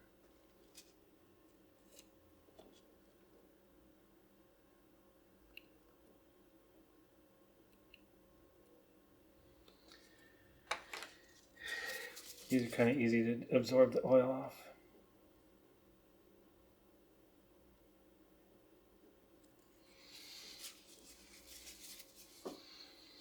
Okay. So then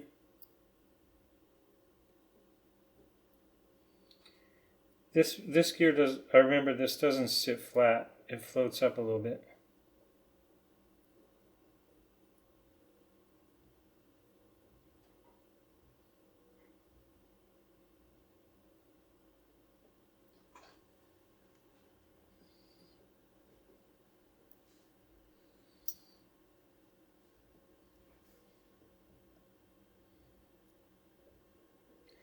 This looks like it could range from very difficult to even more difficult.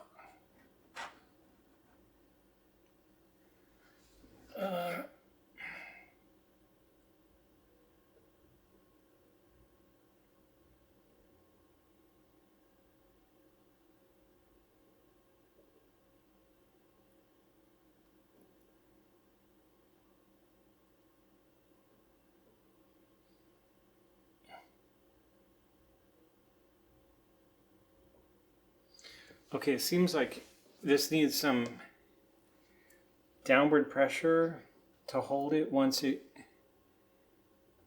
goes into place.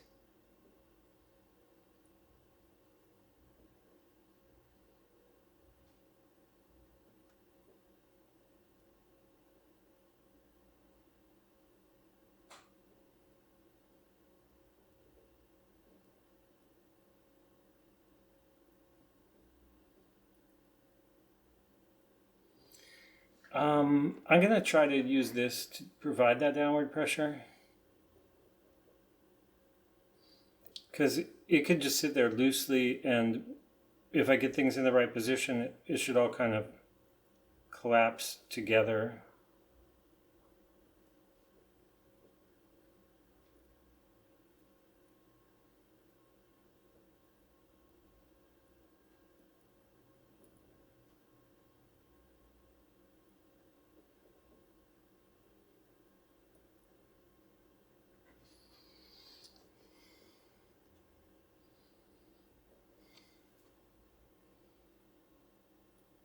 Like that. But then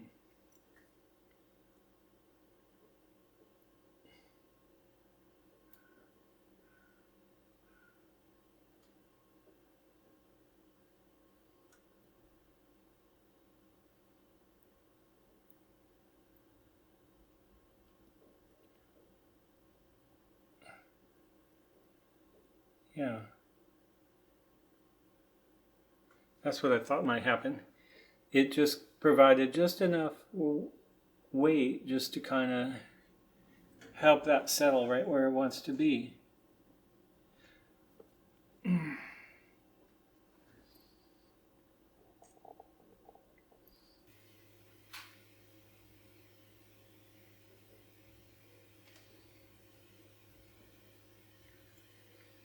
$49. 49 was the one that's...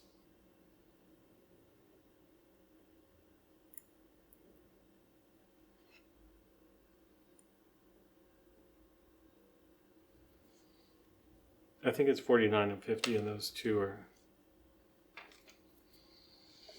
the same. But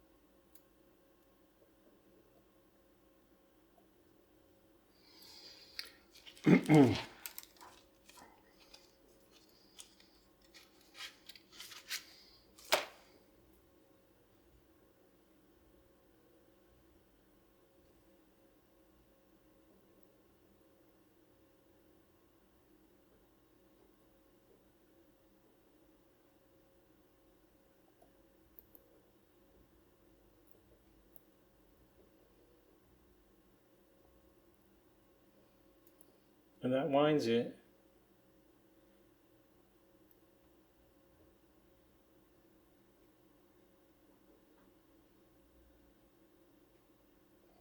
That's crazy. Okay, so I think I got to put the balance wheel.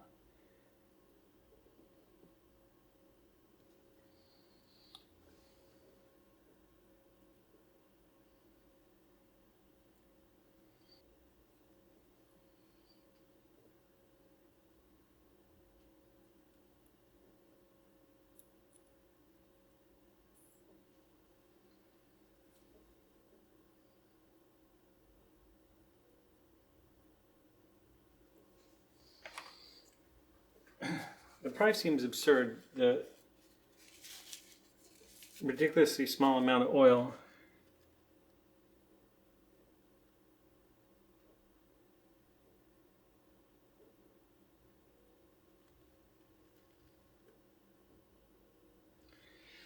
But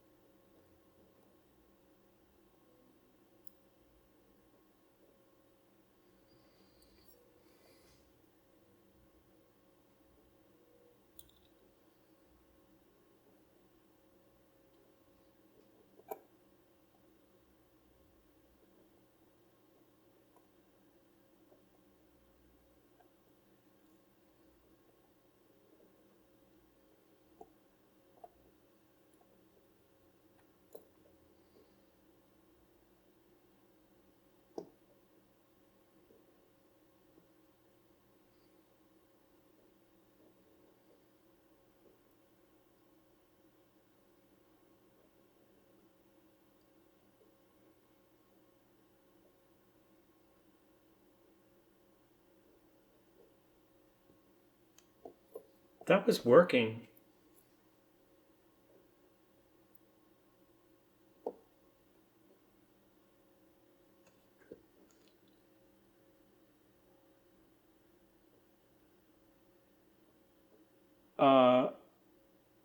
That's working. Oh, it stopped. I'm gonna try to put the rotor back on.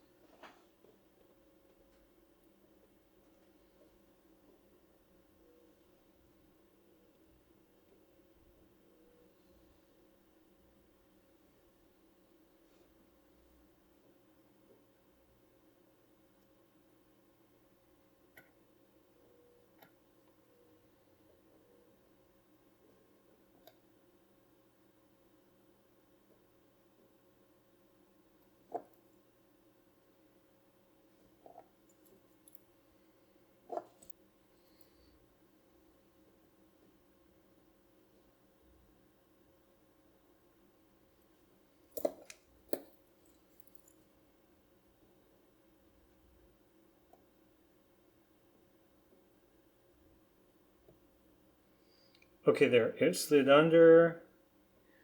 Now, what I mean is it slid under is it's seated. Now I need to push this brass thing until it goes under the.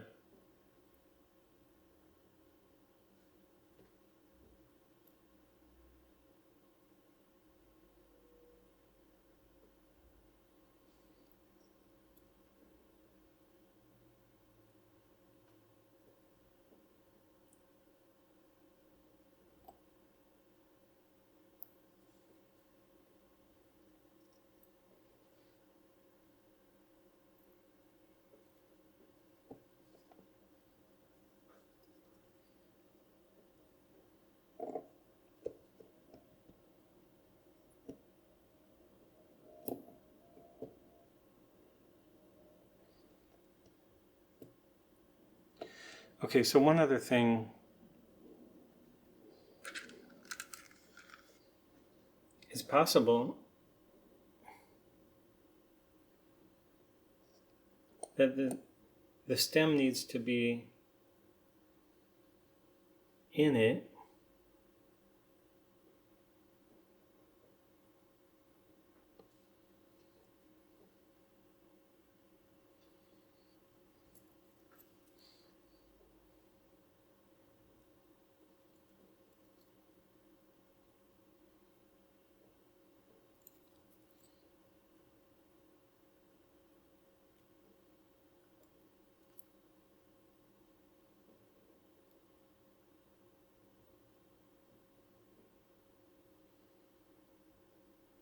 Here's what I'm doing. I'm manually winding it a little bit.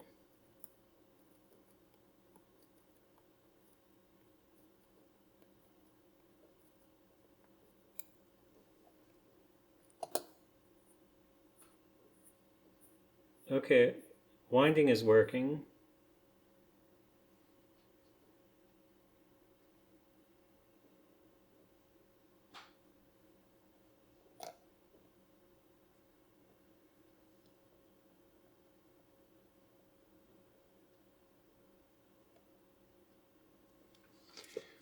This is basically what I want, is just the shot that shows it's working.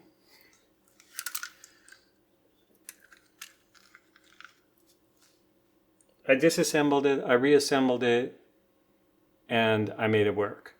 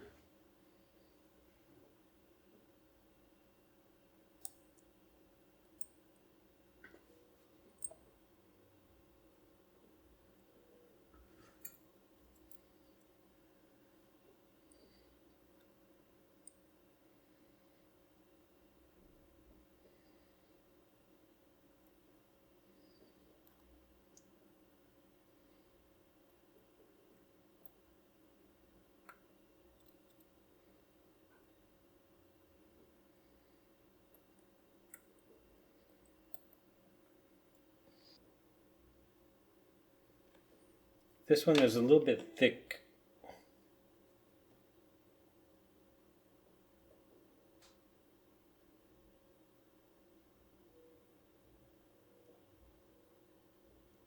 I think it'll dry up fine. But I think it'll lose some volume as it dries. Now the more tricky part, very tricky part on this watch is going to be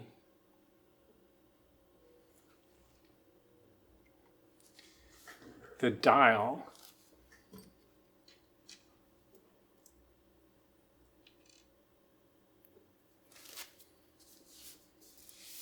So I'm sure my head's going to go over this. Let's see. Yeah, I'll just do it. I'm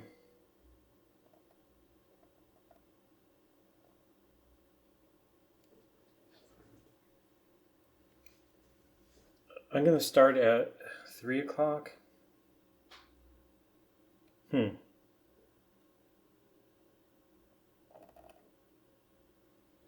So I'm getting the largest dot I can get on this. And then I'm just going to touch it to the end of the handies. That's so tiny, but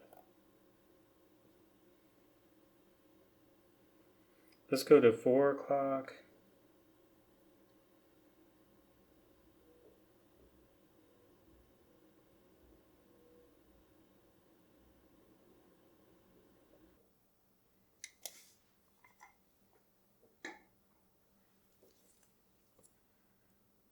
I'm so proud of that. That is crazy. I'm not really appreciating it as much as I should. I restored that watch. I disassembled it, and I've never done this before. I've never restored any watch in terms of taking the movement apart and putting it back together again.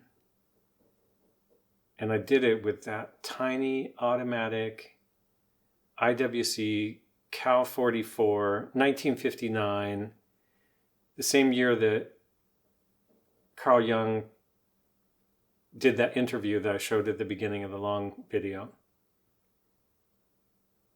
Carl Jung was co-owner of IWC with his wife and family in the early 1900s.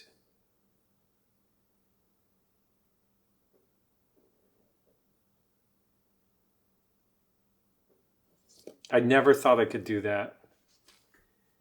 I did not think I could do that. Okay. You've told us that we should regard death as being a goal, Yes. and that to shrink away from it is to evade life and Yes. make life purposeless. Yes. What advice would you give to people in their later life to enable them to do this when most of them must in fact believe that death is the end of everything? Well, you see, I have treated many old people, and it's quite interesting to watch what the unconscious is doing with the fact that it is apparently threatened with a complete end. It disregards it. Life behaves as if it were going on. And so I think it is better for old people to live on, to look forward to the next day, as if he had to spend centuries. And then he lives properly. But when he is afraid, when he doesn't look forward, he looks back, he petrifies, he gets stiff and he dies before his time. But when he is living on, looking forward to the great adventure that is ahead, then he lives. And that is about what the unconscious is intending to do. Of course, it's quite obvious that we are all going to die, and this is the sad finale of everything. But nevertheless, there is something in us that doesn't believe it, apparently. But this is merely a fact, a psychological fact. Doesn't mean to me that it proves something. It is simply so. For instance, I may not know why we need salt, but we prefer to eat salt too, because you feel better. And so when you think in a certain way, you may feel considerably better. And I think if you think along the lines of nature, then you think properly. And this leads me to the last question that I want to ask you. As the world becomes more technically efficient, it seems increasingly necessary for people to behave communally and collectively. Now, do you think it possible that the highest development of man may be to submerge his own individuality in a kind of collective consciousness? That's hardly possible. I think there will be a reaction. A reaction will set in against this communal dissociation. You know, man doesn't stand forever his nullification. Once there will be a reaction. And I see it setting in. You know, when I think of my patients, they all seek their own existence and to assure their existence against that complete atomization into nothingness or into meaninglessness. Man cannot stand a meaningless life.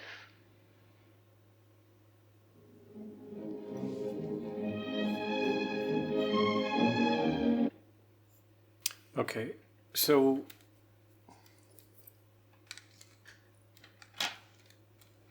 the thing about that is that I'm super into technology, and at the same time, I have a lot of concerns about the direction technology is taking us, and I think part of the watch fascination and the fascination with this ancient mechanical technology comes from kind of this feeling of like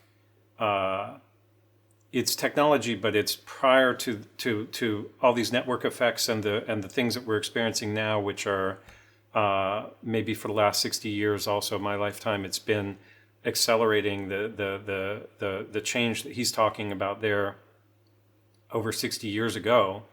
We're now at this point where I think it's becoming a crisis of what is happening to our world because of our own technology combined with politics and monopoly and big business. And that's all I want to say, because I want to move on to this playing around with this attempt to clean and repair this watch.